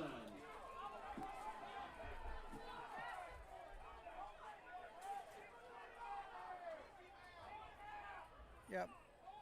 And we have a lot of help officiating here from the Crittenden sideline, but it looks like that we're going to have an unsportsmanlike conduct on Bethlehem, and hopefully there won't be a second flag on Morganson kicking at him, but we'll just see. I think that also we might get a little makeup for that one early in the first quarter that stopped a big drive for us. Right. It was called on us. I can assure you that it's going to be administered correctly because I'm looking at Mr. Alfred Williams down there. He is Boogie, as everyone knows him at, is a high school basketball official and a state tournament official for us. He is one of the top officials and the top official in the region consistently in basketball. Just one of those guys that not only does he do a great job, but he's really well liked by all coaches, players, and fans.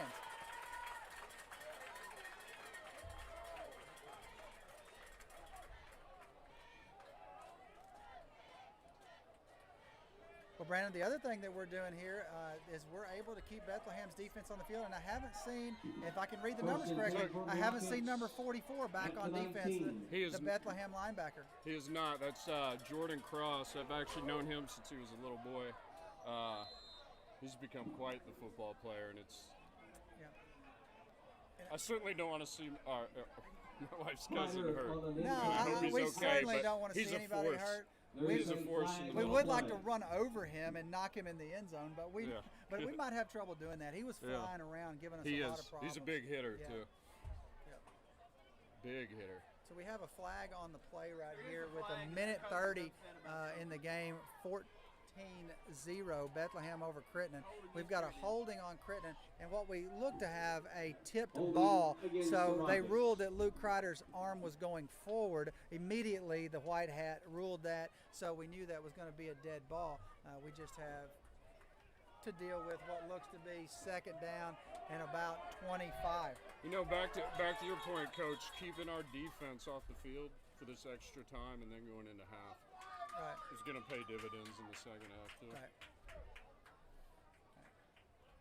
And still, we have, and I misspoke there, it looks to be still first down in about 25. So there is plenty of time on the clock here with a minute 30 down, 14-0. There's plenty of time to get the ball in the end zone, or even like you said, Brandon, if we could get 3, we would be perfectly happy with that. And I will adjust our last statement. Jordan's back on the field, so. Did he just come back on the field? Yeah. So Jordan is your wife's cousin. Is that correct? Your wife's cousin. And we'd mentioned earlier that Brandon married a young lady that I just met here, beautiful young lady from Bardstown. And you guys have just recently moved back to her home, Bardstown. That's right, yeah.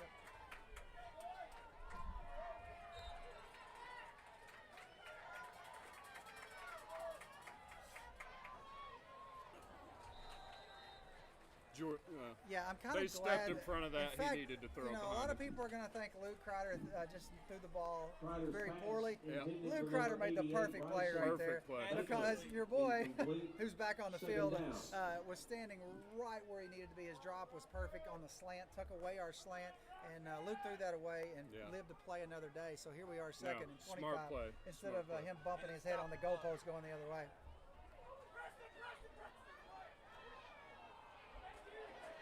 Oh! Yep. Great poise there by Luke Kreider. He wasn't able to get much on it, but just enough.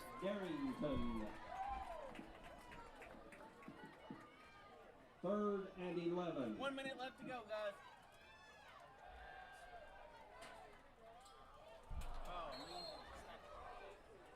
So it's not the worst thing, because he was going to be tackled in bounds there with 55 seconds to go, Mike. Where it looks like we have 4th down and 11 on our own 19-yard line. So still plenty of time on the clock. Crittenden is playing with 0 timeouts. Rockets going for it. We need to hear from you. A timeout. No timeouts. I think 55 seconds on that short field, assuming we can get a first down is very doable. Yeah. A first down right here, we would be should be able to get off at least 3 plays after that to try to get the ball in. So one thing we haven't talked about, an injury report, Mike.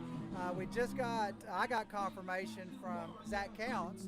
We have been kind of treating him as a knee injury, had an MRI, and we found out today that Zach has a fracture in his tibia. So as far as recovery goes, I don't have a time frame. Probably a better time frame on recovery than we would be obviously obviously from an ACL, which is 6 months, but fractured tibia, probably looking at 6 weeks, give or take. Zach is a junior, and but we've kind of been treating for, and didn't hurt anything treating him for a knee injury, but he is out with a fractured tibia. That's our starting offensive lineman, Zach Counts.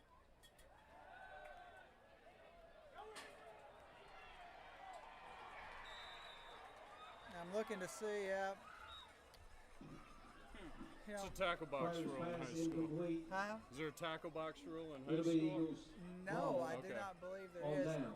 Either way, it was going to be a turnover, so I'm sure they would decline that right there. So instead of our defense having to hold, in a short field, here we are with 49 seconds down 14-0. So I think this is where you got to look out for number 3.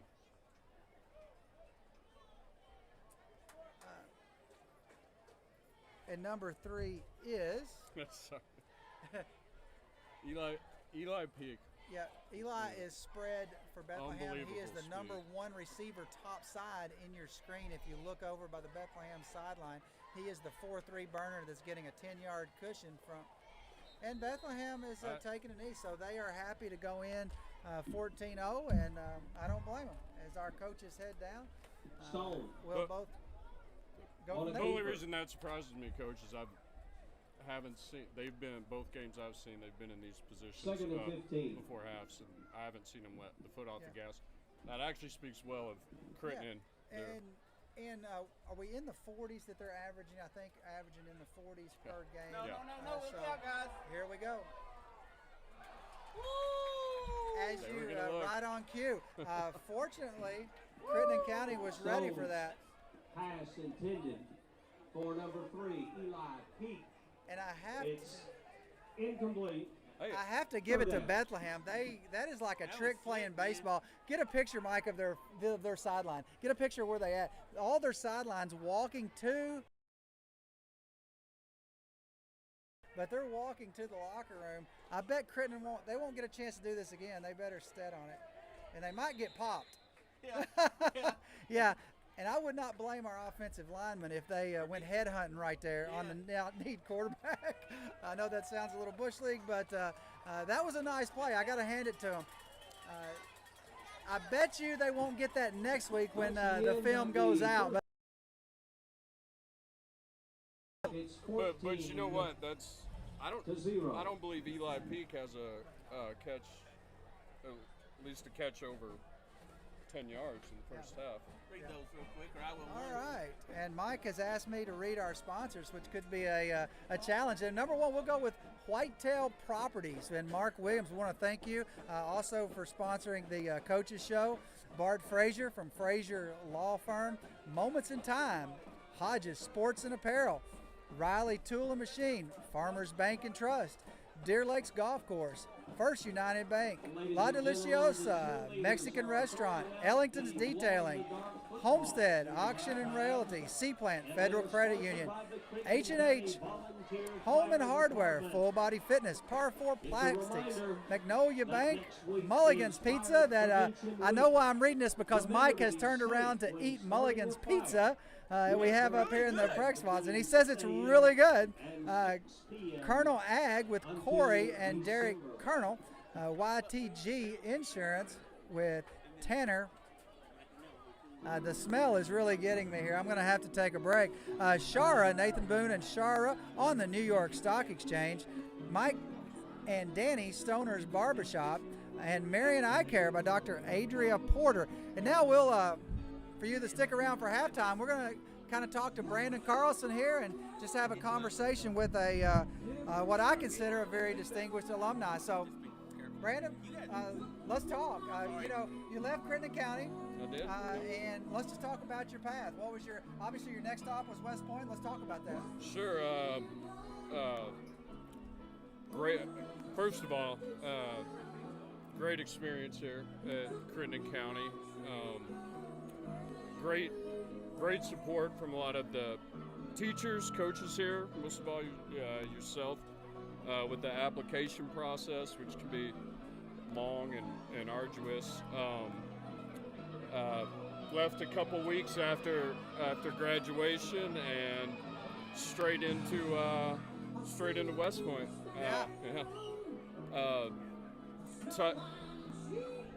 Tough 4 years, but looking back on it, nothing but great memories. I would love. I mean, I know. Obviously, just staying. A lot of family here. I know a lot of the kids and their capability. I would love to see more kids from here try to go that path. Because right, and I will say this, Brandon. You know, it takes a special type of person like yourself to do 4 years at West Point and come out and have the ability to go to any Fortune 500. You know, my lieutenant in the 10th Mountain was well, both of them actually were West Point guys. One, John P. Drohan, I did the Best Ranger competition with in 90. I believe it was 92 or early 93, and then the other, one day I said, sir, you know, I know you're a West Point grad, but what can you do?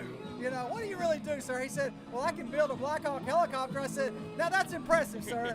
That's really impressive. He went the engineering track. Yeah, I was a history major. He was a smart dude, but yeah, so the completion of West Point, and then after that, what was your commission? What was your... Sure, I went, so every graduate there is commissioned as a second lieutenant. Right. And you go up to OBC. And my first assignment was with the 25th Infantry Division. Yep. And I, from there, you're stationed in Hawaii, but that doesn't sound as good as it might when it's 2005 when I got there, and we were at the kind of the peak of the Iraq War, and I did. Now, what was your MOS, or for those people out there, what was your job with the 25th? And I'll say that's Steve Crowder, my buddy. Steve Crowder's old unit, the 25th. I know. Yeah. So I was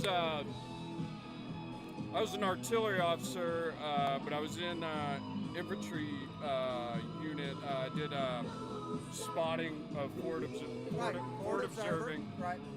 So spotting and calling in fires on targets. And then obviously as my career progressed, you know, you go up through commands and stuff, and I actually chose later in my career to serve as what they call in FAO roles, FAOs, which are foreign area officers. So you go work at embassies in foreign countries, doing military roles. It's a lot of training with foreign troops and deploying with them, which I really enjoyed. But my assignment was the Middle East, so kind of very active area for us the last 20 years. You know. Yeah. So, but you know, I greatly enjoyed it, and you know, the parallel I would draw to what's going on tonight. I know we're very football focused. Right. It's very great to be back here, and it brings back a lot of memories. And one of the reasons, you know, I talked to you earlier, I wanted to bring my 2 young daughters here tonight because I wanted them to see it at this level. And then we have before we have a trip scheduled. My wife's a Notre Dame graduate, so we're going to bring them up there for a game. And I'm looking at one of your daughters. They've been playing with my grandkids earlier, and she's looks like she's crying now. So I'm not sure. They're a little not exhausted. sure what's going on there. Yeah, she's getting a little tired. Mom's giving her some love. So. But they'll be all right. They're troopers. Yeah. But yeah, I mean, you know, more than what was happening, and even what, you know, these kids on both sides of the field know tonight, and what they do starting in the hottest days of the summer, and going into some very cold days in winter. And you know, I don't have to explain this to Coach Hodge. Military service member in his own right, a Ranger who had some deployments under his belt in his time, but you know, more than the teamwork, more than the leadership, what stands out to me is the grit these kids. I'm just far removed from high school football. It's like more complicated playbooks. Looks like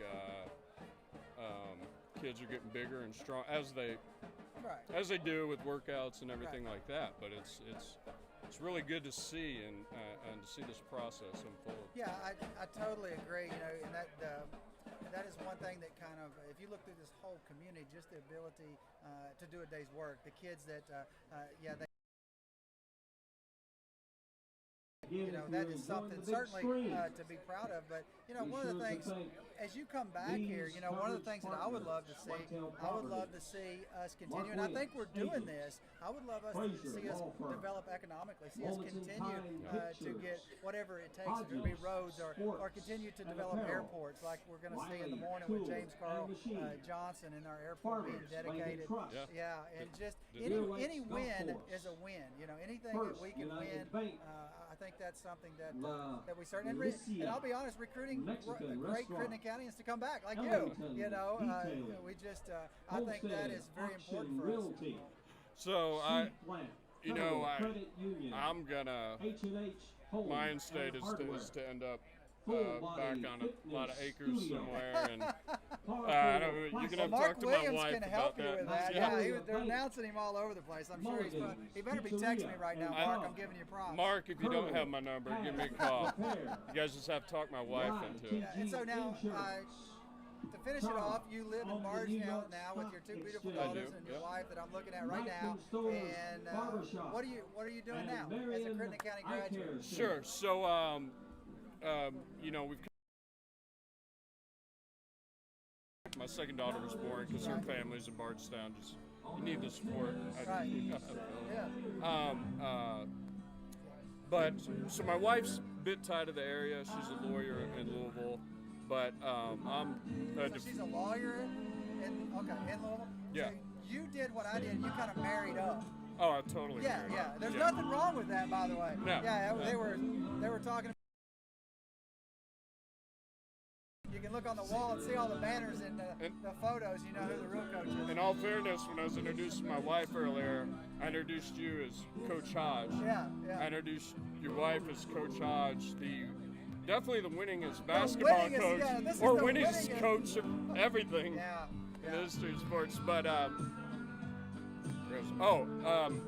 so I do defense contracting with Deloitte right now, and they're a huge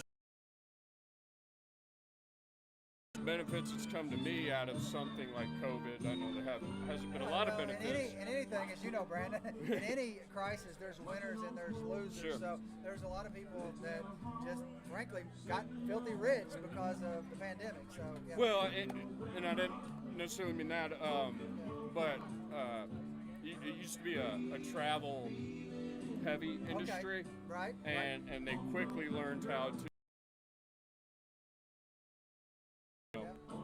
Chris Evans has just showed up here. Chris, we've done How are you, buddy? I'm not as good as you, but I gave my best effort for an interview here with Brandon Carlson. Chris is we're gonna check out here, and Chris Evans is gonna talk about some stats with Mike, and I'm gonna hang out and eat some pizza from Mulligan's. Sounds good. I don't know if you can even hear. Hey. Let's see if we can maybe get away from that. See if we can get away from that speaker just a little bit, Mike.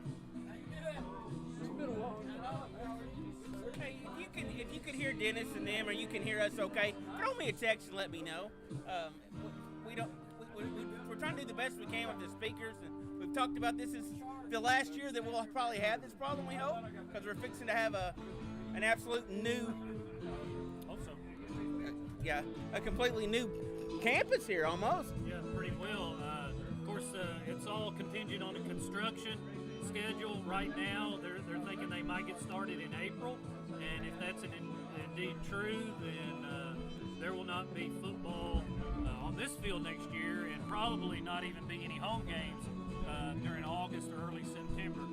And the field they think would be ready by the latter part of September.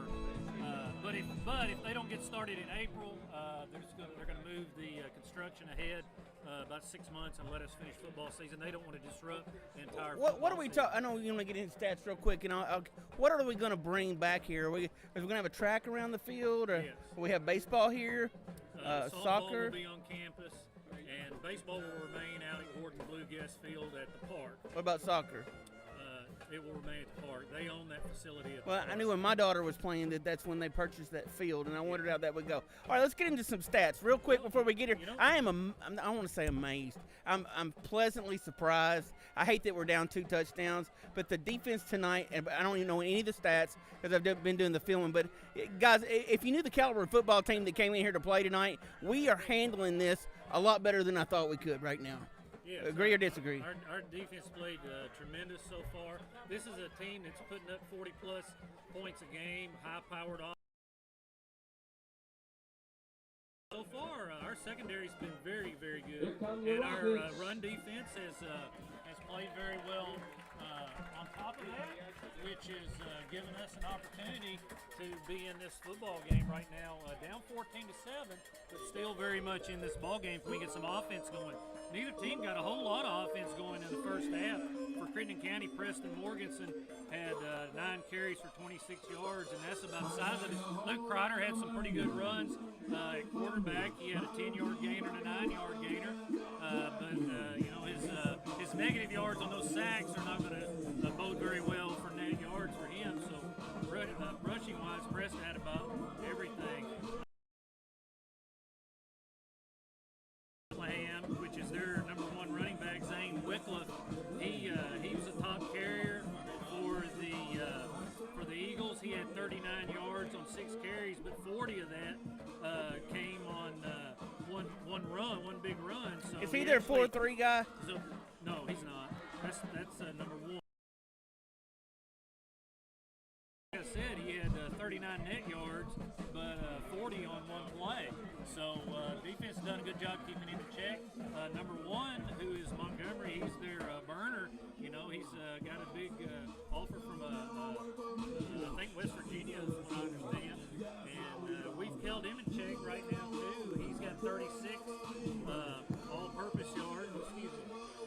I think 33 all-purpose yards with a couple of pass catches and a couple of runs. So I'd look for more from him. The quarterbacks both have not been that outstanding either. Luke Crider's thrown for 62 yards, and Stone has thrown for 102 for Bethlehem. Luke Crider has completed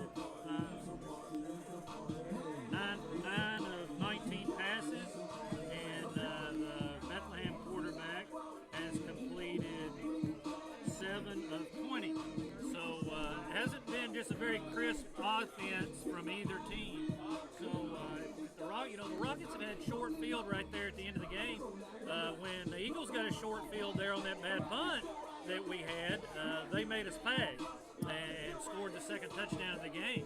So we just got to do a better job capitalizing, run our offense, and get that ball into some of our guys' hands. But both secondaries are doing a great job. Our receivers just can't get open, and Luke's just running out of time back there. But has done a good job of handling the pressure tonight. I know people probably don't think that, but he has not made the bad decisions that we're making last year. I almost let that one slide, didn't I? All right, well, let's get ready for the second half, Mike.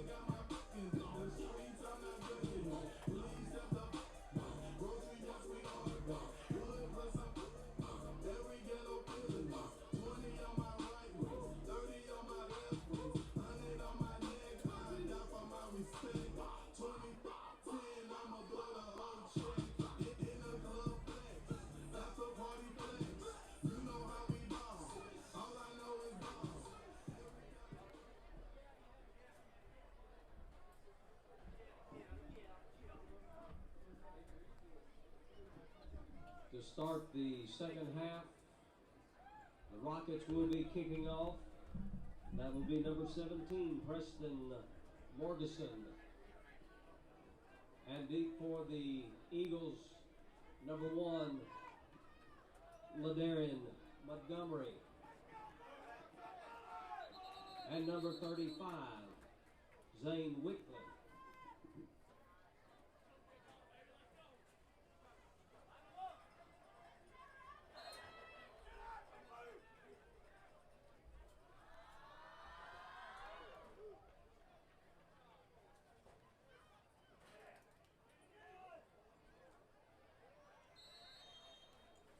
Number 35, Zane Wycliffe, returns the kickoff for the Eagles.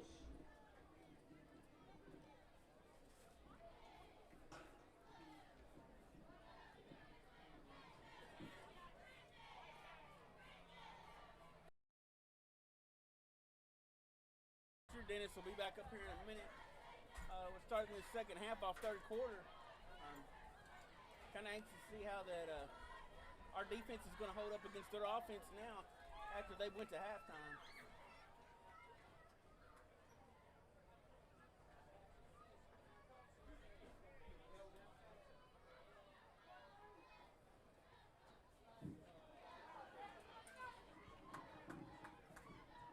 I don't really know which way we're going.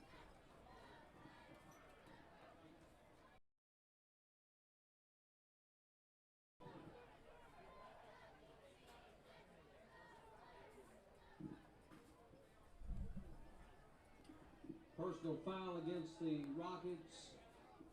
Spots the ball.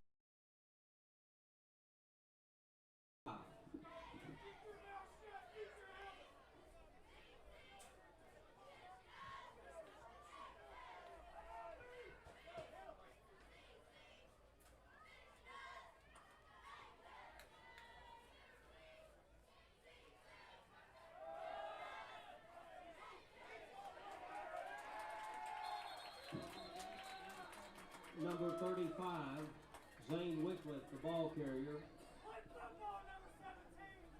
Stopped on the play for the Rockets by number 7.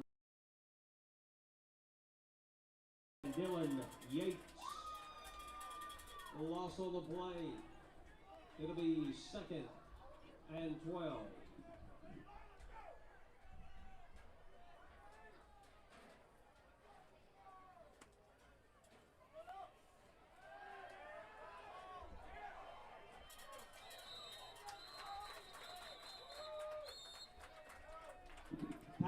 Broken up by number 5, Case Goldman. It'll be 3rd down for the Eagles. You know, pleasantly surprised to see how the Crittens come back with their defense and keep the pressure on. Don't want to talk too quick, but it's looking pretty good right now. How's that Mulligan's Pizza?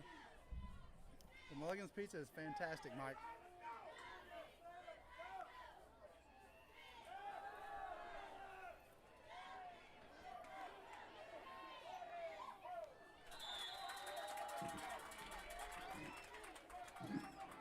Stones pass intended for number 1, Montgomery. It's incomplete. You know, we just did something that was pretty difficult. We dropped, we rushed 3 and we're able to play coverage and get a coverage. I wouldn't call it a coverage sack, but we scrambled him out and we're able to get a stop, and that's big. Punt for the Eagles and deep for the Rockets. Number 17, Preston Morgeson.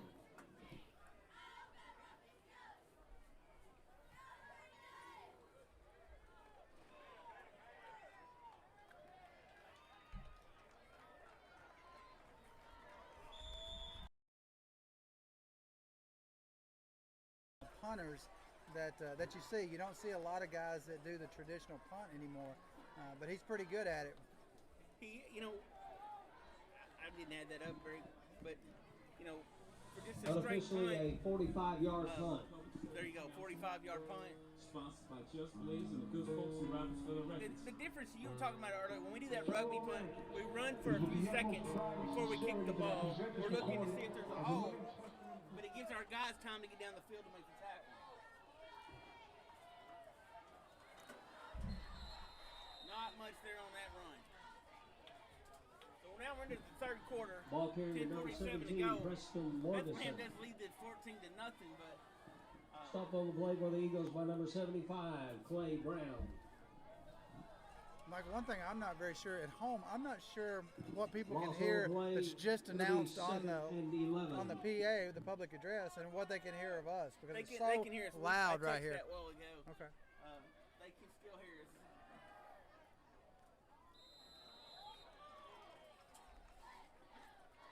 I talked to Chris a little bit. Next year, that there's a chance that we won't be up here in this press box. It'll be a whole different scenario and setup.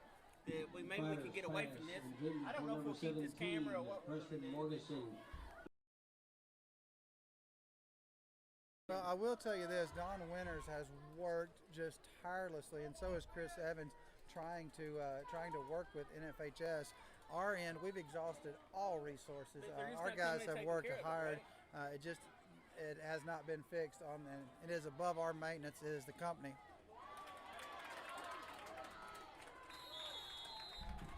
Ryder. Morgeson. Stopped on the play for the Eagles by number 24, Jackson Young, but not before the Rockets come up with another 1st and 10.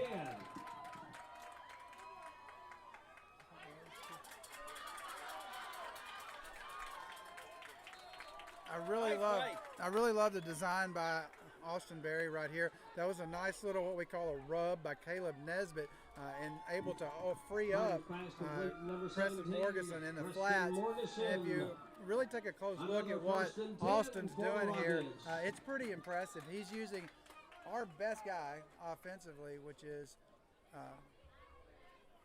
I'm pausing here because we're not sure what the officials are talking about. Our best guy, and Preston Morgeson, and just designing ways to get him the ball in space, and it's fun to watch.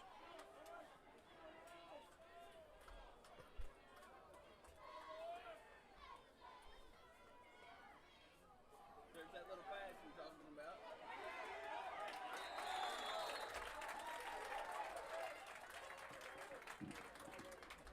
Ryder's pass complete to number 88, Bryson. I love the ball like that. Good for 6. And I love that little shuttle pass, but I'm really looking to see what the Austin Berry's counter is going to be to that.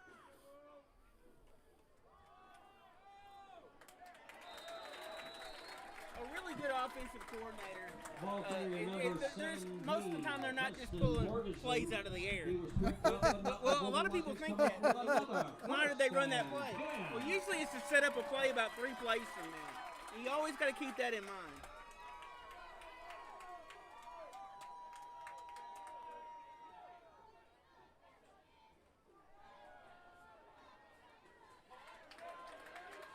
Yeah, and to go to your point right there, we put Trace Darrington in motion,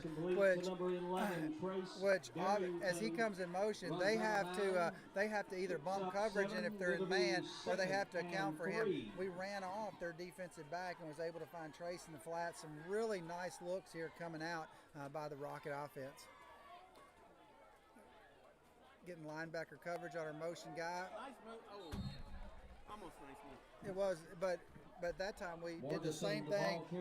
Linebacker chases our motion guy, and then we try to run and cut it back to where the linebacker came from. We just weren't able to get a block up front. It'll be 3rd down and 4. Well, your offensive guys are in constant contact with the guys up top, and they're telling them what the linebackers and how people are reacting to be able to call those plays that you're talking about too.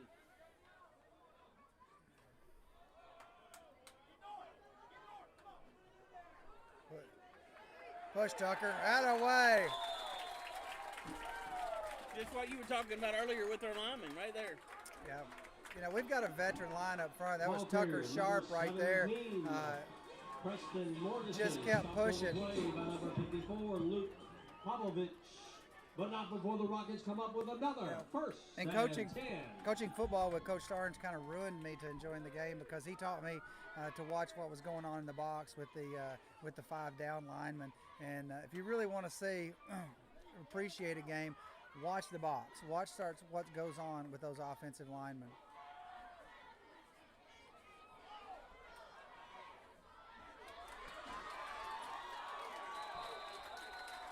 Because for the most part, as Luke Ryder takes that down for a nice run and a nice ball fake there to get the defender in there, for the most part, what you hear about linemen is all you hear is the crowd yell block when something goes wrong. It'll be 2nd and 4. But if you really want to appreciate the game, watch those 5 interior guys. They will tell you where the ball's going every time. Looks like a pass.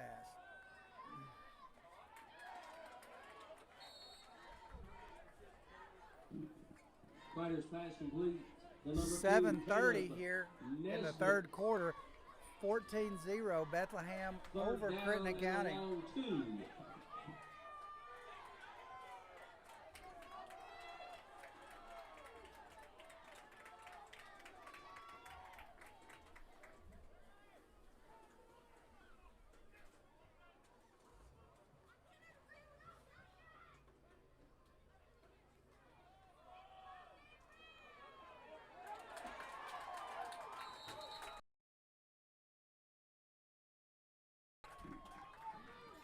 And Mike, you alluded to earlier talking about the communication between the press box where we're at, or the coach's box, and the sideline offensive coordinator. We'll talk about that real quick after this.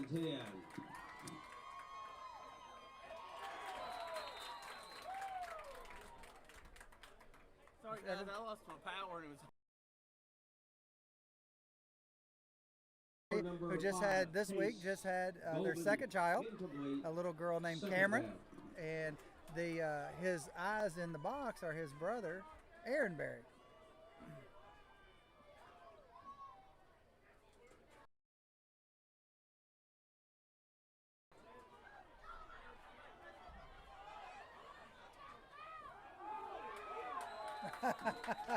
Ryder on a keeper.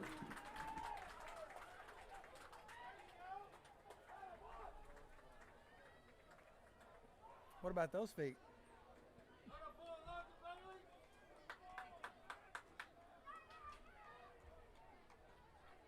it's hard to tell what's going on in film too. Well, let's trade spots, Mike, and let you talk for a while. It'll be 3rd down and 7. I'm trying to talk too. I can teach you how to run the technology, but I'm the worst technology operator there is because I start watching the game. Yep.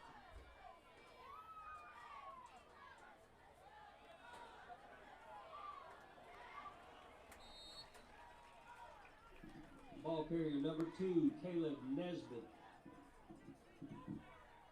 We sent Morgus in motion that time, and he was in a position to crack back, but that play was well defended, and they really strung it out.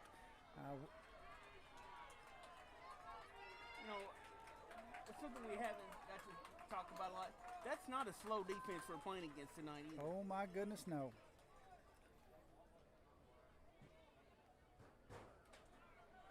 He's going vertical. There he is. Oh, if Luke can get loose.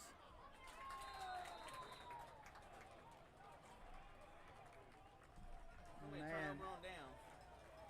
Luke was running hard there, and he was just not able to find. Trace Darrington had broken free deep, and he just wasn't able to find him. The ball goes over on downs, 1st and 10 for the Eagles. With 5:53, Mike, a chance to make a big defensive stand. Still 14-0 Bethlehem over Crittenden County.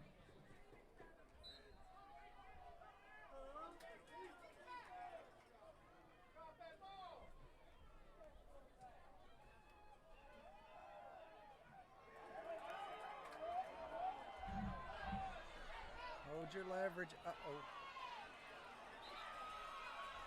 Somebody put a whistle back here.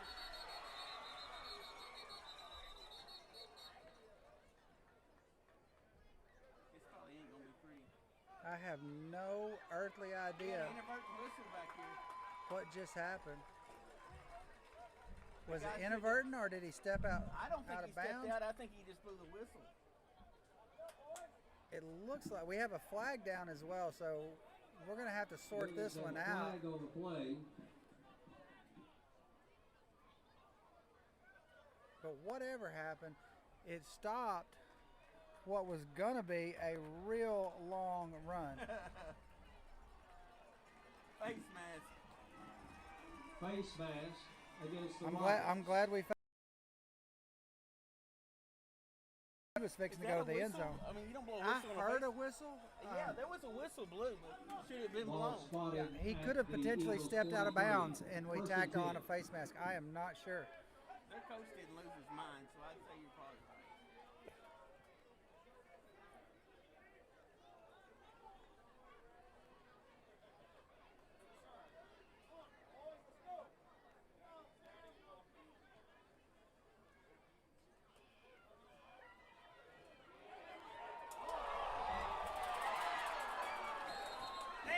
That was a fantastic play by Coleman Stone right there. He stripped that ball out and just about was able to secure it. Recovered by the Eagles. Number 63, Christian runs.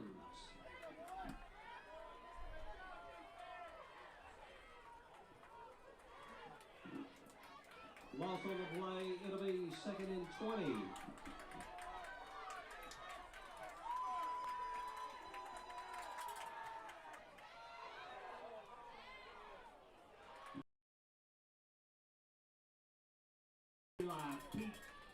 It's incomplete. It'll be 3rd down. Mike, we have one official that's limping really bad. I don't know if you can see it on camera there, but as he's crossing the logo, I'm not sure what happened, but he is limping bad.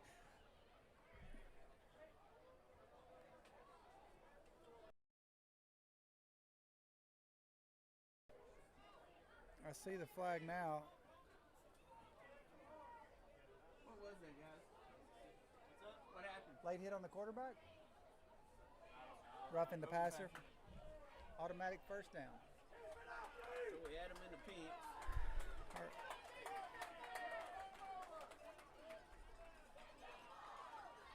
Penalty assessed against the Rockets.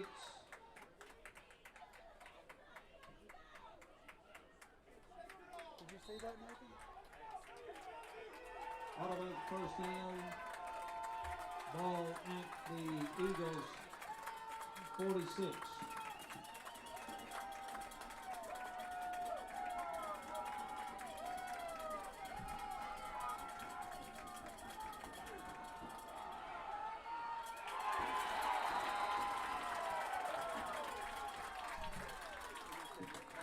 Ball carrier number 35, Zane Wycliffe, stopped on the play for the Rockets by number 2, Caleb Nesbitt.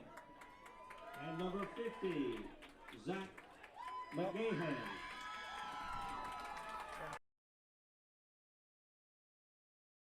Responded. I know Coach Courtney kind of challenged them. Who are we going to be? Is this going to be us, what we saw last week? And I can tell you, I don't think that was going to be us.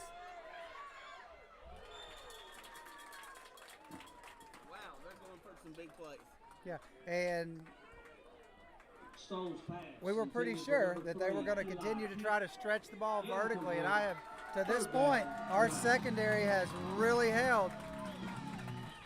Corey Colonel has reported that they can hear us, which they hear you, and I'm 1 foot away from you. I think there's a raccoon trying to get in the house that my wife keeps texting me. It's scratching on the window. Okay. They are smart little creatures, and this is 3:57 to go in the 3rd quarter.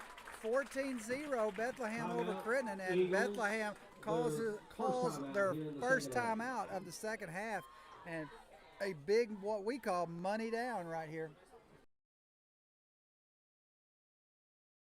Too. And you come out from halftime and things can really change. A team that's used to winning, and they come out of halftime, they're a whole different team. And I tell you, Bethlehem came out and Crittenden came right back and smacked them straight in the mouth, and I don't think they know what to do right now. Yeah. Well, we've got to continue to hold up in the secondary. Obviously, they're in probably what could be 4-down territory. I don't know here, but yeah. The other side is we're used to winning too, That's what I'm getting at. I just think that Chris hit on it a little bit too. This team has really done well. They've only lost 1 ball game. I don't think they expected us to come back out tonight and give them a game. That would be an accurate evaluation after last week's performance when we just couldn't get a stop. Bethlehem is in trips right, back to the right, and here we go, Mike. They're coming with pressure off the edge. Good job. Logan Bailey right there broke that up. Caleb Nesbitt is at the other end. He is It's 4th down for the Eagles. holding his leg in a funny way.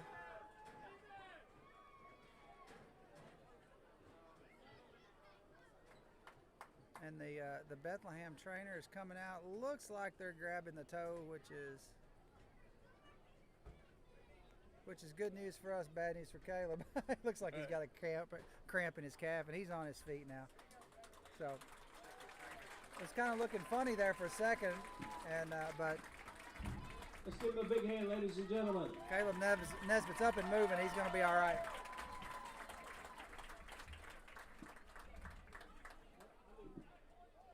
And I don't know if we've said this, but if we can certainly say it again. Thanks to Chris Evans for putting this YouTube together for our at-home fans and for, people that, for our fans that can't get out or just not comfortable with getting out yet. Yep. And, I have to admit, watching it on your 50-inch plasma doesn't seem like the worst thing in the world sometimes, It's been pretty nice the last few weeks I hadn't been able to make it. Yeah, exactly. That's right. Oh, yeah. Big play. This is the second time we've had a break like that, and we just keep knocking on the door. Let's see if we can capitalize on one. And it's things like that, and that's what Coach Courtney, if you look at him right now, that's what he's telling them. Here's our chance. It's a time to go with 3:44 left in the third quarter, down 14-0. It's a chance for the Rockets to get. Two scores in football, it can seem like a long way apart. But, you're one score and what do you call it whenever you kick the ball? It'll be an extra point, Mike. It just wouldn't come to me. It happens to me all the time.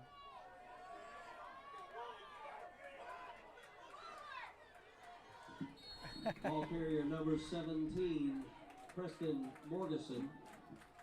I mean, you should have liked that play, Mike. That was kind of the old school house left, toss left, and see if we can create a seam somewhere for Morgeson to run. Gain of 2, Actually, I would probably like that play. You probably don't appreciate that as much as I do, And I could hear some fans down there, turn it up, but he was looking for a crease and using his eyes the whole time.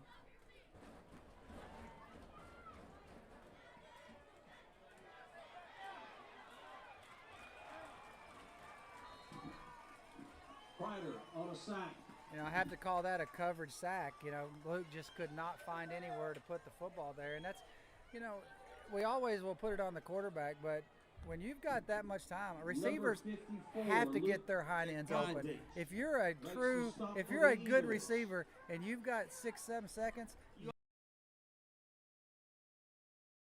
quarterback an opportunity to throw the ball somewhere. That was a long time.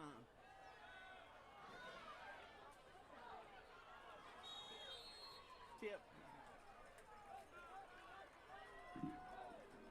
Well, it looks like we're calling for rugby right here. Fourth and about. For the Rockets. It looks to be about 16. Wide side of the field to the rugby side. Obviously a good. Noah Perkins in the game, our burner out here. We might take a shot at it. Morgeson can throw. Preston Morgeson in the punt and deep for the Eagles, number 1. Ladarian Montgomery.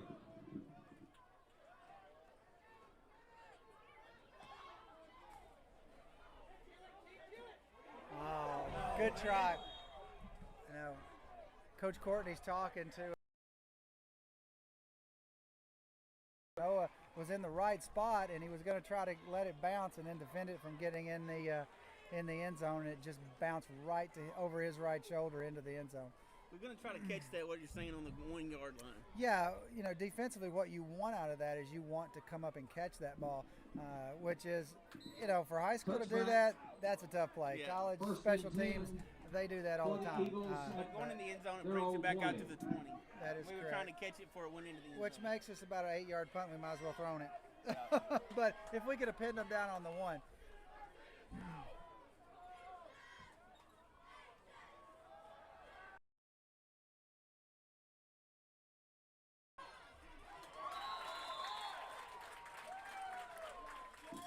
Pass complete to number 35, Zane Wickley. I believe that was on the play for the Rockets by Riley number Berry, 26, 26, Riley Berry. That was a nice open field tackle because we rushed off of the corner with Devin. I keep calling him Devin. Right into it and screened right where we came from. One of the things I do like to watch about our defense this year is they're not arm tacklers. You know, they come up and make a good tackle. Yeah.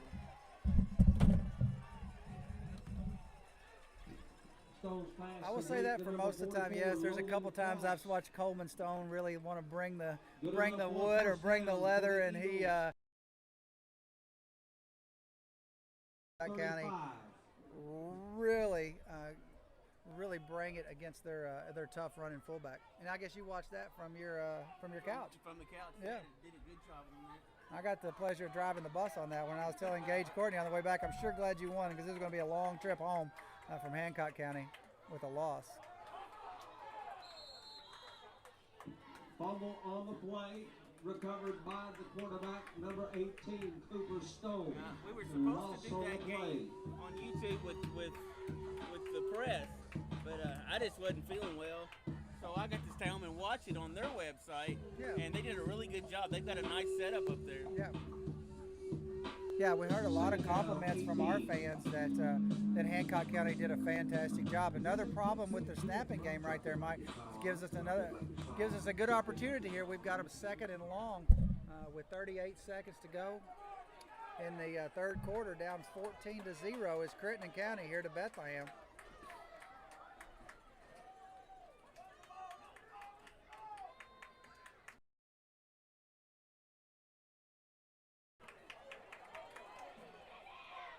Luke Mundy missed out there in the open field, and there I kind of referenced Coleman Stone again. Kind of what I meant. He hard hitting, but we do have a flag down right in the area of where we would expect holding. Right, Mr. Hodge. Against the Eagles. Big break for us there. Yeah, and as both teams have been critically hurt by penalties, you know. I wouldn't say there's been a lot of penalties, but it seems like there's been some crucial penalties to get for both teams. Really bad timing on both sides. We're going to call a timeout. Looks like maybe. What's going on here? Oh, no? What are we doing? We're going to let the quarter run out, it looks like, with 12 seconds here, 10 seconds in the third quarter. Now, Mike, you talked about earlier, I said this might be the last homecoming. You clarified that. This could potentially be the last homecoming football game at this stadium. So, did you guys talk about that more at halftime? We did a little bit. Okay. The football field's still going to be on campus here, but everything's fixing it. We're going to have baseball stay out where it's at, soccer, girls soccer, but we're going to have a track here around the stadium. Yeah, from athletic purposes, you know, some of our biggest needs, in my opinion, you know, obviously I'm like Coach Courtney a little bit. My heart is right here at Rocket. It's always inevitable, so a nice track is a need for our athletics and for our athletes. The football field would be here on campus. The other thing that I think we have a huge need for is a girls softball field. You know, we would bring our girls softball field to campus. Yeah, and that, to me, that's one of our biggest needs. Not that it's not a nice place to play, but we could just offer a lot nicer facility if we built one here on campus. So, and then we would have a practice facility, of course, like we do for football, and then the field events as well could be here. The track team having the track here, that's great too. But almost I think every department in school will use the track. I know the advanced fitness will. I'm sure those guys would love for me to have a track. I say that sarcastically.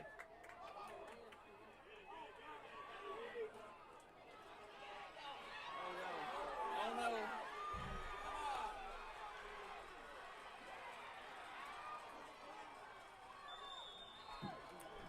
And that's the danger that we've spoke of the whole game, and that's why they're scoring 40 a game.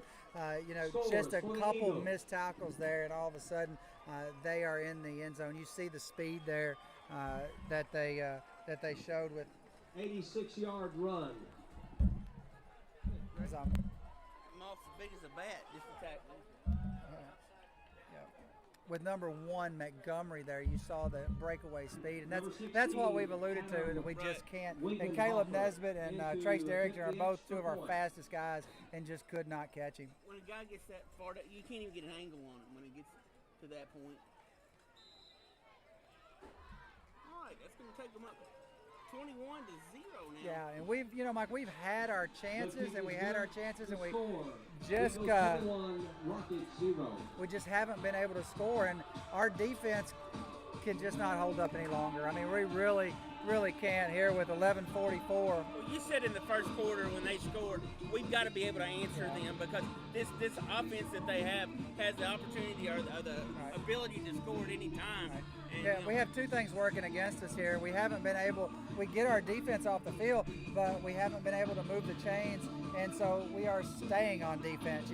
I'm not sure the ball possession time, but it is certainly way lopsided to them, and they have been able to keep the ball, and we haven't been able to put their defense hasn't had to play very long. We've been, not 3 and out every time, but we certainly haven't been able to move the chains like we need to and put the ball in the end zone.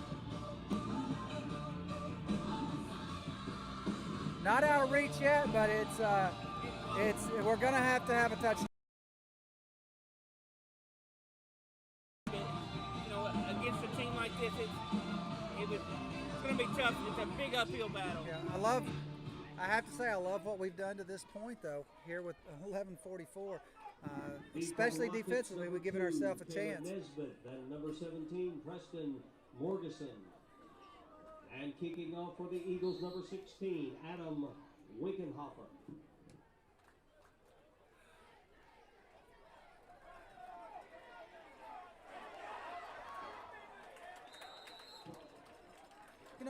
This is. Caleb Nesbitt returns to kickoff. I find this kind of interesting. I know you watch college football as well as I do, and watch a lot of high school football, especially the Rockets.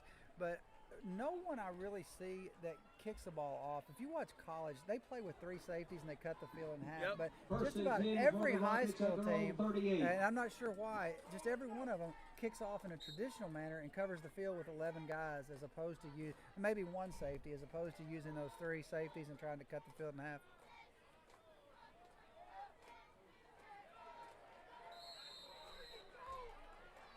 And that surprises me, because just like our offensive and our defense, but the game has changed so much in the last 10 years. From what football used to look like to what we're watching at the high school level now, how complex it's gone. Right. No gain, 2nd, 10.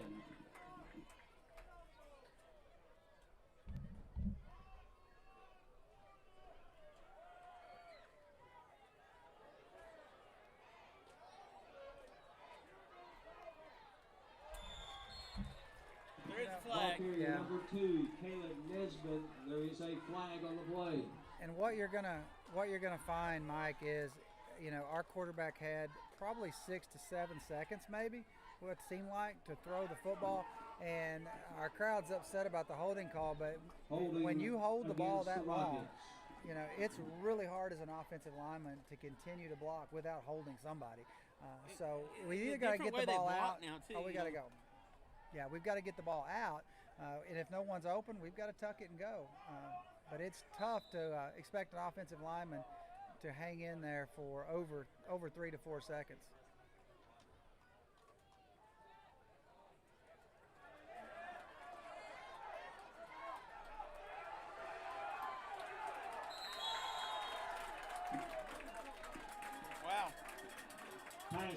And a flag. Looks like a preliminary call. Looks like a face mask on Bethlehem. So that's going to tack off on at least another 5. So that's a big play right there, Mike. That's huge from where we were. What was it? 25 yards or more. Yeah, number 88, Bryson Baker. It is a face mask. Yep. I'd say it's a 5-yarder. That gives the Rockets another 1st and 10.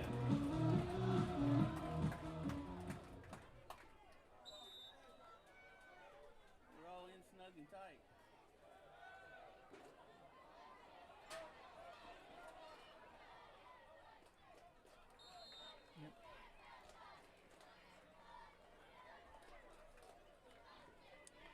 Yeah, Luke's doing a good job with his feet, keeping it moving. The one thing we really haven't seen, it doesn't seem like a lot in the second half that we saw early, was Austin Berry really moving the pocket for Luke and getting him out of the pocket. Looks like he stayed, or it feels like to me he stayed in the pocket much more in this second half. Formation. So Not much there. no, we trapped to the right and we run the ball to the left. I see Coach Brown's kind of making a face like what just happened down there, the offensive line coach. But we trapped right with Tucker Sharp, and I really think that ball was supposed to be cut back to. You trap right and run left. You don't. I will speak of one time we started doing that. Man alive, Dennis.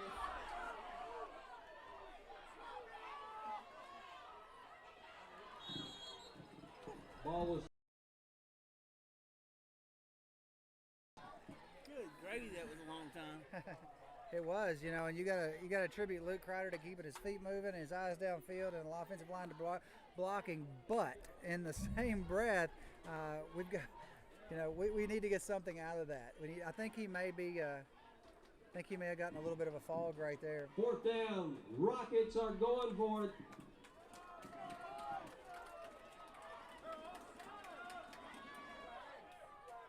Nice shot.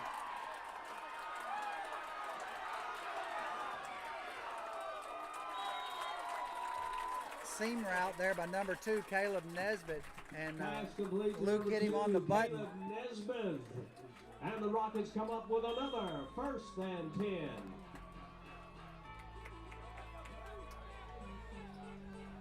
Good hard run after the catch by Caleb Nesbitt.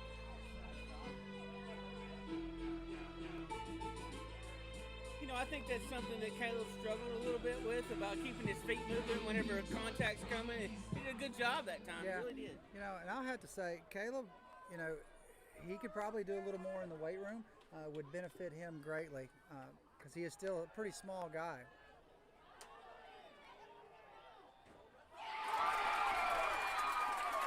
No flags. I'm looking at it, and that white hat was looking back too.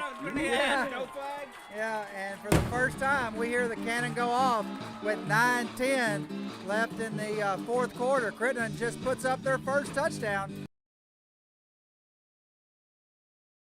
And can we say we've got a ball game again?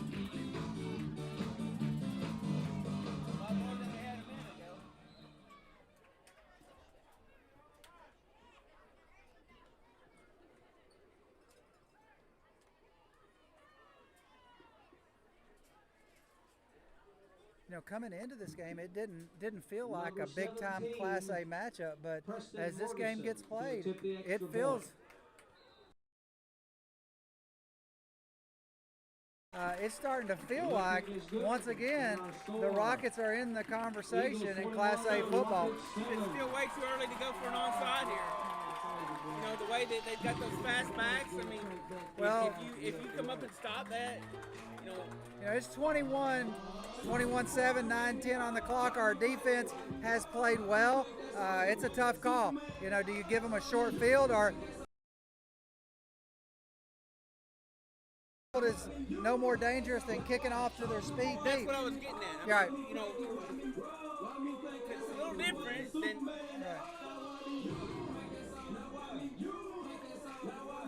Back to talking about trapping right and running left. The only time I've seen us do that, of course, Coach Starnes, who Aaron Berry is a protege of with his blocking schemes, and Coach Brown is Coach Starnes was a protege of Virginia Tech coach Frank Beamer with his blocking schemes, and Mayfield was so good that their linebackers would follow us every time. Right. He started pulling away and that running now, back. yeah. Of course, the guy we were running back with was a little quarterback that he was kind of quick, kind of small, named J.D. Gray. Yeah. Nobody complained when J.D. took off running, and that stopped or confused the linebackers from watching their read. So here we go. Here's going to answer your question, Mike. So it's a pooch left. At number 16 ish, 4.740 guy. He put up a 4.8 the other day in class, but he's a little quicker than that. But he struggled with some collarbone issues early. yeah, his shoulder, and we think he's just fine, but it was some shoulder, maybe rotator cuff soreness, maybe a separated AC joint. It's kind of, but he's fine now, and good to see him back out there. Seth Guest, thank you for mentioning Seth. Yes, Seth, I believe he did have a pins put in his thumb. I know he has a broken thumb, and he's wearing a cast, and he's going to be. And then number 77, Hurst Minyard, also recovering from that ACL injury. Is doing great with his rehab. He's about 4 months out. I talked to Hurst in the barbershop, and Rusty, who was a little scat guy, he was small, tougher than Fine Night. So I asked Hurst, I said, well, Hurst, what about football next year? So I'm playing just that quick. But he's hated missing, but he is a big guy. He could really help us out on that field. Yeah, and it's of course that makes a little rehab on that makes the rehab on that ACL a little tougher for a big guy maybe than a small wiry guy. But he's working hard. Had a little swelling this last week. Hope it'll go down and be ready to start training again when we come back off of fall break.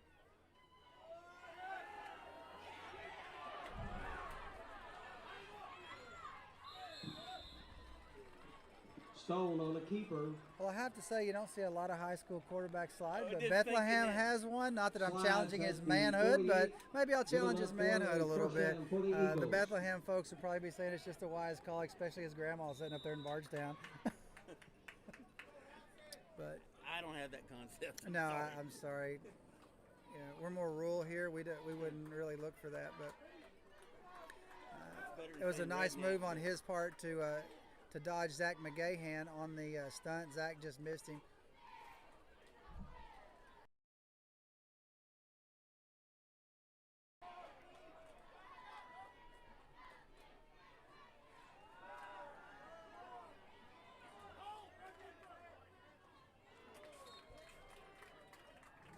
Yep.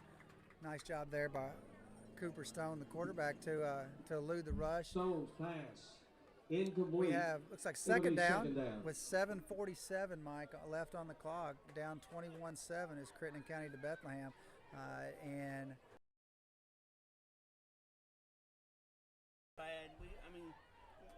just running out of time. Even more than that, maybe we need a pick six. We'll just go ahead, if we're gonna go ahead and wish for something, we'll go ahead and wish for a pick six. It's time for maybe Morganson or Trace Darrington to step up, jump a route, and it's time for that tonight.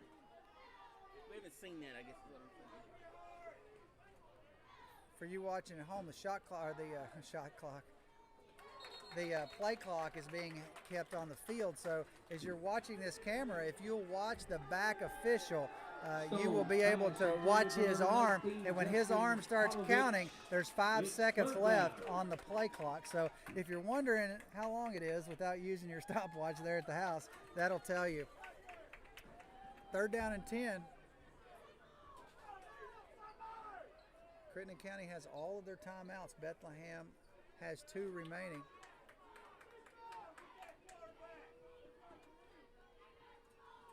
Crittenden's coming on the stunt. Oh, and kind of what we were talking about there but it was Briley Berry, the linebacker. I believe he got his hands on that pass and almost chance to pick that off. 4th down for the Eagles. Dylan Yates was in hot pursuit. Briley's another guy we haven't seen much. He comes out this year and has really stepped up. Yeah, and honestly, he struggled early. He did a lot of jumping and riding early and tackling 5 and 7 yards downfield. And after a couple weeks of experience and coaching, he's playing a lot better. To the flats there. That's the illegal man downfield.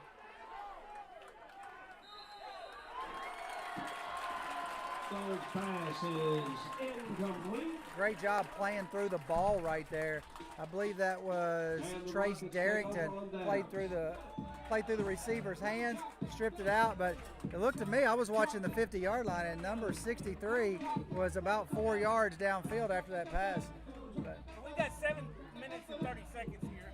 Got the ball back. With them throwing their passes, they didn't take much. If we've had of the ball game would be right now.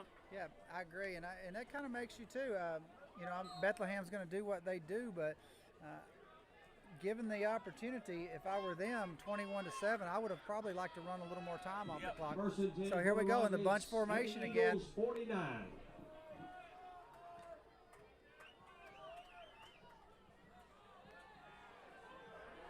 You got him. Fighter's pass intended for number 2. Rolling out toward the Crittenden bench, and Luke just misses the receiver. Now, I'm going to tell you what, though, Mike, for a right-handed throw, it's a tough throw. It really is. We'd like to see him make it, but that's a tough throw. Yep. And there he is getting out of the pocket again, like we mentioned earlier.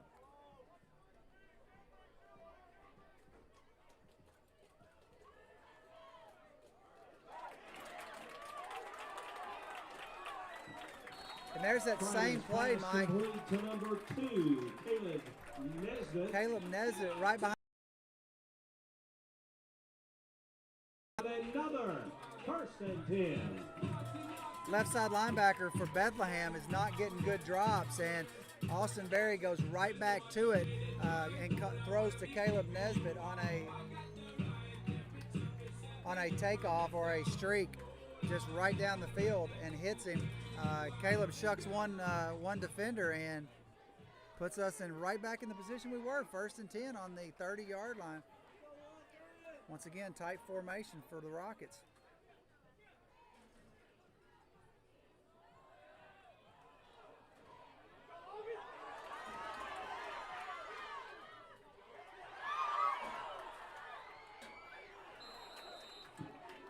Fighter's pass complete to number 15. Play, and it was interesting to watch, but I could see Austin Berry telling Logan, just get down. They took about 3 rakes at that football, and he just didn't have the speed to get outside. They seen that up really well. I'm really looking for the counter to be for Luke to keep the ball and then try to hit somebody. Well, don't get too excited because this one's coming back. Pass complete to number 17, Preston Morrison. There is a flag on the play. Yeah, it's hard to argue with that one when they start coming from every direction. Yeah, even though Dylan Yates is he's putting up a great defense for himself, but I'm quite sure he's going to be found guilty on this one.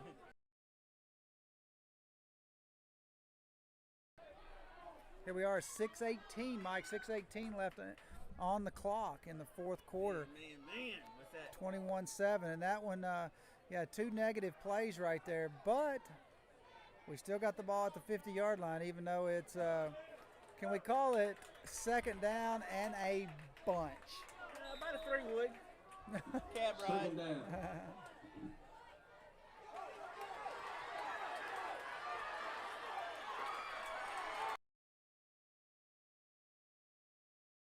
Number 88. Compliments of number 88, Bryson Baker. And stopped on the play. I don't know. He looks more like an Uber to me than he does a cab. But great job right there by number 88, Bryson Baker, and gets us 3rd and 5. Very manageable yardage in 4th down territory.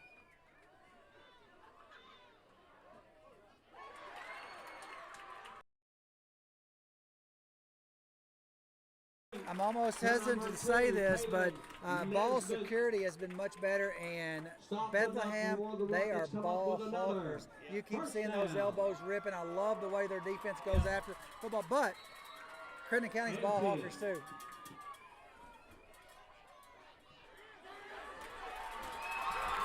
We can say it now, boys. We got a ball down. As the cannon goes off, 13-21, 5:33 left in the fourth. Crittenden County has made a ball game, and now we can say this feels like a Class A matchup. You know, you can say what you want. You know, we didn't bring our seniors back like a lot of people did in the state of Kentucky, but our kids are ready to play and they're ready to compete at a high level. Yeah, I said it.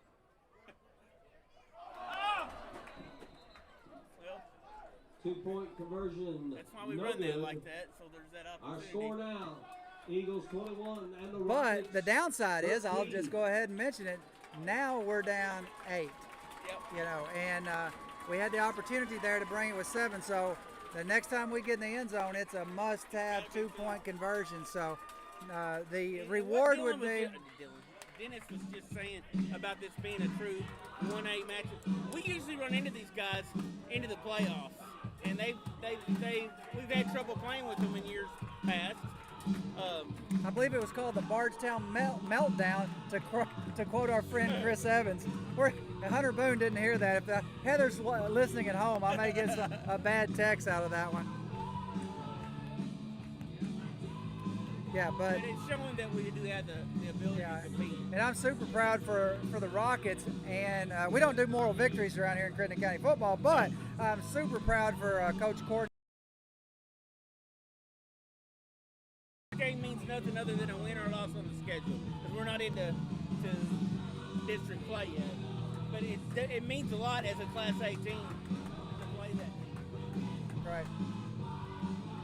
All right, here we go. Let's see where we're going to. Now, you talked about that last time we pushed it, and it wasn't far away from Noah Perkins being able to run it down. We've got our speedster once again here at the bottom. Can you see him at the bottom of your screen? Be sure to get Noah at the bottom of the screen if you can open it up just a little bit. 17.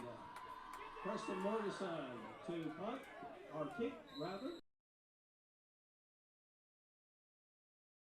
But it is recovered by the Eagles. That was an onside kick. It was. That was a traditional onside kick. Slip up like couldn't get it to bounce up, and sometimes it does, and sometimes it doesn't. He kind of hit the side of the ball instead of hitting the top of the ball, but that's a tough thing to ask a kicker to do. First and 10 for the Eagles at their own 46. We weren't being bitter. We're just saying we didn't. A lot of other teams did. We're certainly not bitter. It was our kids' turn to play, but you can't argue with the fact that it was done throughout the state. And I'm glad to hear that Bethlehem made that choice as well.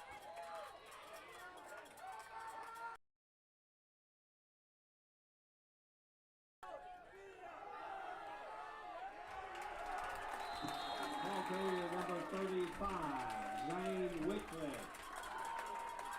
Buffalo's played by number 8, Luke Mundy.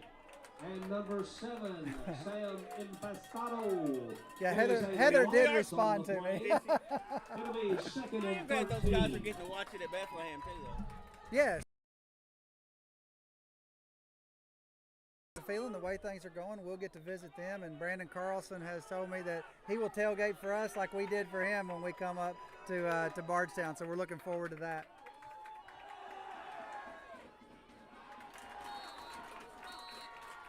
Good job by Coleman Stone right there. Pressure on the outside, got his hands up, made a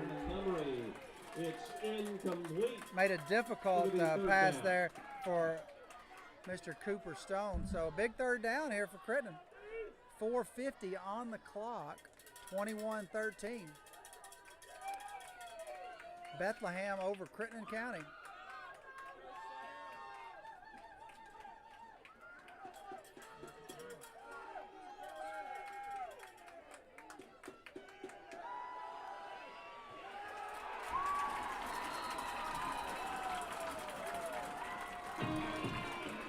carrier, number 1, Montgomery. 4th down with 4:36 to go. Yeah, Montgomery's a little slow to get up there. Oh, that's number 1. Yeah, not putting any pressure on that right foot. I'd like to see him put that right foot down, and but he hobbled all the way off without any pressure on that right foot. That's athletic in itself. He is immensely athletic. Yes, he is immensely athletic.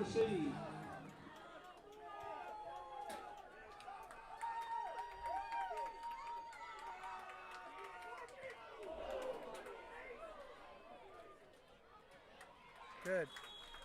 Nice pressure there by Case Gobin. A good punt, looks to be about 25-yarder unofficially, and Morgeson caught that and didn't give him any extra yards. He's telling him how to call a fair catch, I think. Not that Morgeson would ever argue with an official. Yes. For those of you who don't know, I'm Morgeson's basketball coach, so.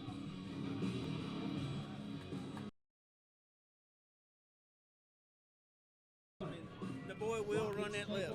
You know that. He is a lovable kid. Maybe sometimes I think we might be a little too much alike.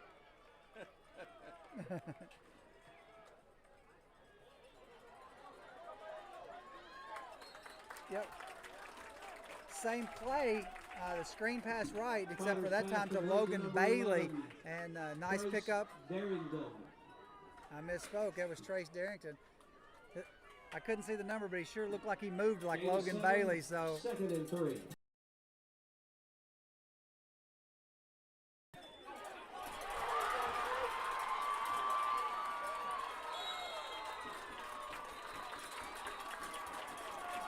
Talking about them tackling the football. Yeah, I really love how Bethlehem comes after the football, and our guys do it too. But there's such a huge advantage once you've got the runner stopped to come after, because we're doing a great job of ball security, but we don't always do that.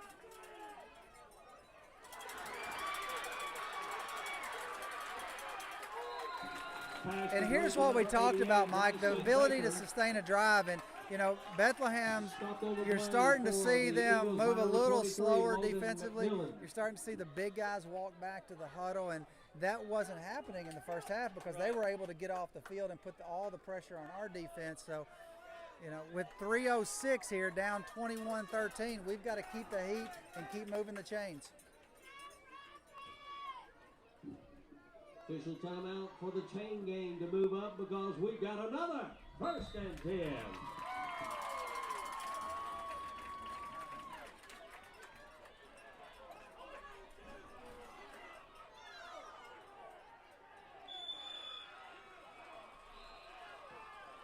They're going to see if he was out of bounds here.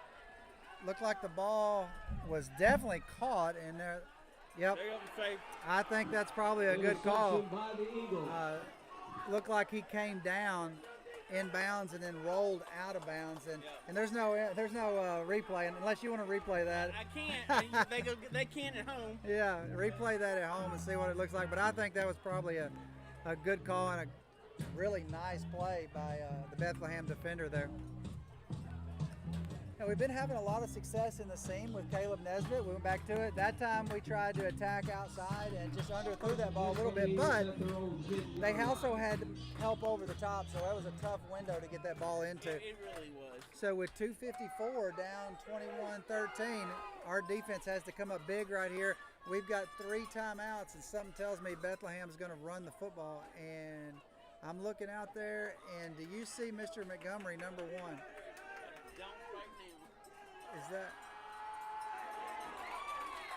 As Coach Courtney elects to use his first timeout. Ball carrier number 3, yes. Eli Peak, stopped on the play for the Rockets by number 2, Caleb Nesbitt.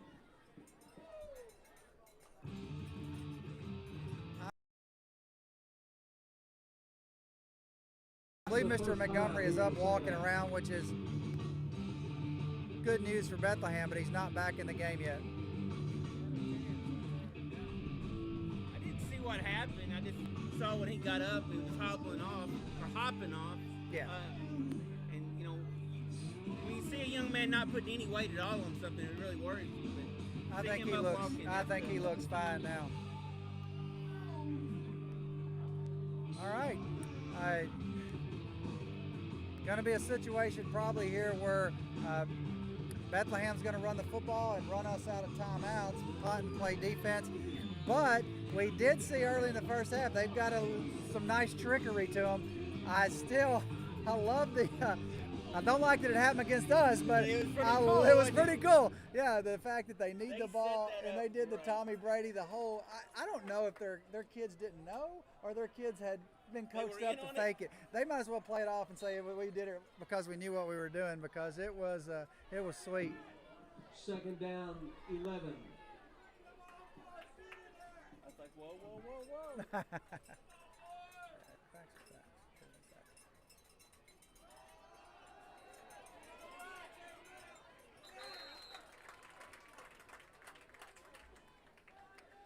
What's that? Looks like we're going to have third and about 4, maybe, Mike? Zane Wycliffe stopped on the play for the Rockets by number 11, Trace Darrington. Coach Courtney's going to hold that second timeout to see what we get right here. If we can get a stop right here, I'm quite sure he'll use that second timeout to give us a little more time offensively. For you fans at home wondering why that clock's running, watch this back official if you can see him in your screen. When he starts waving his hand up in the air, there's 5 seconds there, and he's looking at his watch. And Bethlehem goes ahead and snaps the ball. Oh, huge break for the Rockets. Mr. Montgomery hit him right in the chest. He drops it, and that was huge right there for the Rockets. It stops the clock. Don't have to burn a timeout, and here we are in business. Here we go. Woo! A lot of pressure here for a kicker. Yeah, and they've long snap over his head, so. And then almost got one block, so here we go. Snap is good.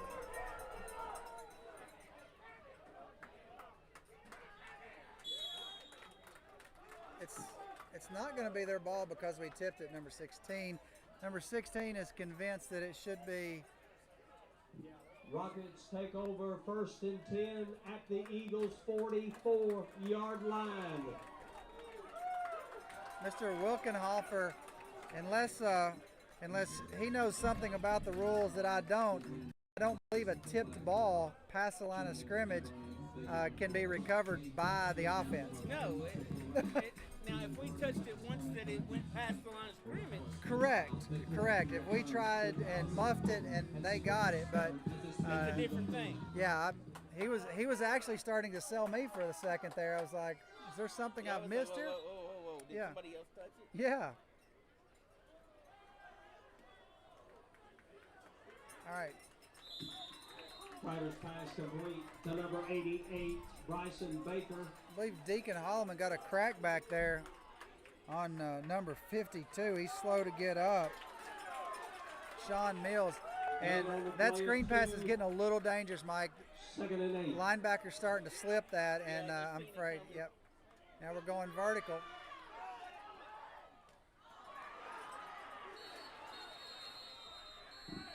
And that's a second pick on Luke Kreider, and that one is costly.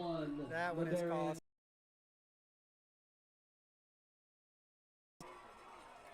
And that probably is going to, unless something crazy happens, that's going to seal the deal right there.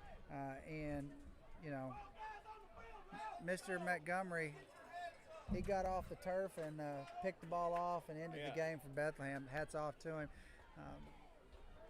It's a tough way to end it there for Luke on his second interception.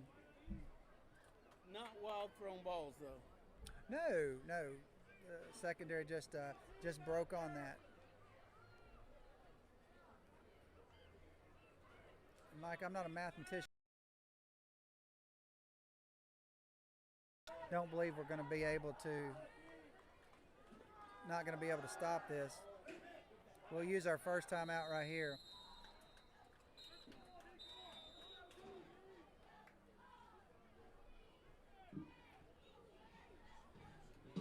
Rockets call an immediate timeout. Now, I put a disclaimer on there. I'm not a mathematician. I believe there is a chance we could get this ball back, depending on how much time they take off on the play, and obviously depending on us getting a stop. Right, we wouldn't have much left, would we? It's what, between every play there's... They'll reset that clock at 24. Well, tonight it's not moving, but normally at 24. So we have 1:07 left on the clock. Bethlehem 21, Crittenden County 13 in a big Class A matchup right here in Marion, Kentucky. I tell you what, I give Bethlehem the award for 3 really nice charter buses. Yeah. As a bus driver here for the football team, I wonder if Bethlehem would loan me their bus, because I'd like to. In the middle of town. I would love to drive that thing. Yeah.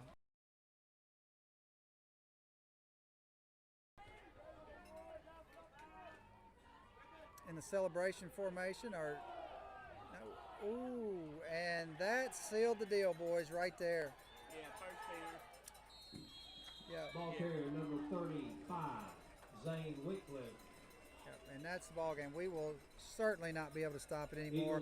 I don't think Coach Courtney's going to use his final timeout, and Bethlehem should probably just put a knee to it right here.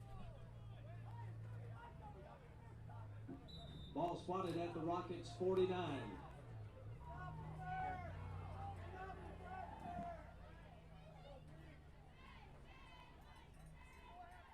Once again, they're what I would call a celebration. I think they'll probably just take a knee on this one and chalk it up to a hard-fought Class A matchup. Yep. Yeah, you're right. Yep. Hey, great ball game by both teams, and look forward to hopefully get to make the trip up to Bardstown and get to replay this thing. Yep, Coach Courtney's going to burn his last time out in hopes that we might see one snapped off the ankle. Who knows? Surely they wouldn't try to run the ball or anything, but you never know. No, they're certainly. I think they're probably too well coached for that. They're going to snap it. As long as they can catch it, they're going to take a knee. But you know what? Crazier things have happened. So we're going to stick around and see if we can get one snapped off the ankle and still have a shot, right? Here in the Where are we next week? I'm already kind of dreading the trip. I'm pretty sure. I'm speaking as the. See, when you get to be friends with too many people, like Coach Courtney, you end up driving his bus for him. And I think we're going to Fulton County. But somebody will correct us on that. Please let us know. And you would be making noise right now because this ball game is not over yet. If you can hear that at home, that's Dale Brantley. We're one snap away from ending it right here. And a little shaky, but he does get down on it. Well, hats off to our friends here from Bethlehem and Brandon Carlson. We expect a really good tailgate when we head up there to Bardstown, and safe travels to our team, and great job to the Rockets, Mike. Yeah, they played hard. I'm super proud of them. Both teams have played hard tonight. Pretty clean game on both sides of the ball. Yep. Little lip here and there, but I mean, it's not football if you don't have a little of that. I mean. Yep. Super proud of us defensively and second half, us offensively. Well, enjoyed it, Mike, and look forward to seeing you. Glad to be with you, buddy. Ladies and gentlemen, thank you for coming out tonight. Be safe driving home, and don't forget to buckle up.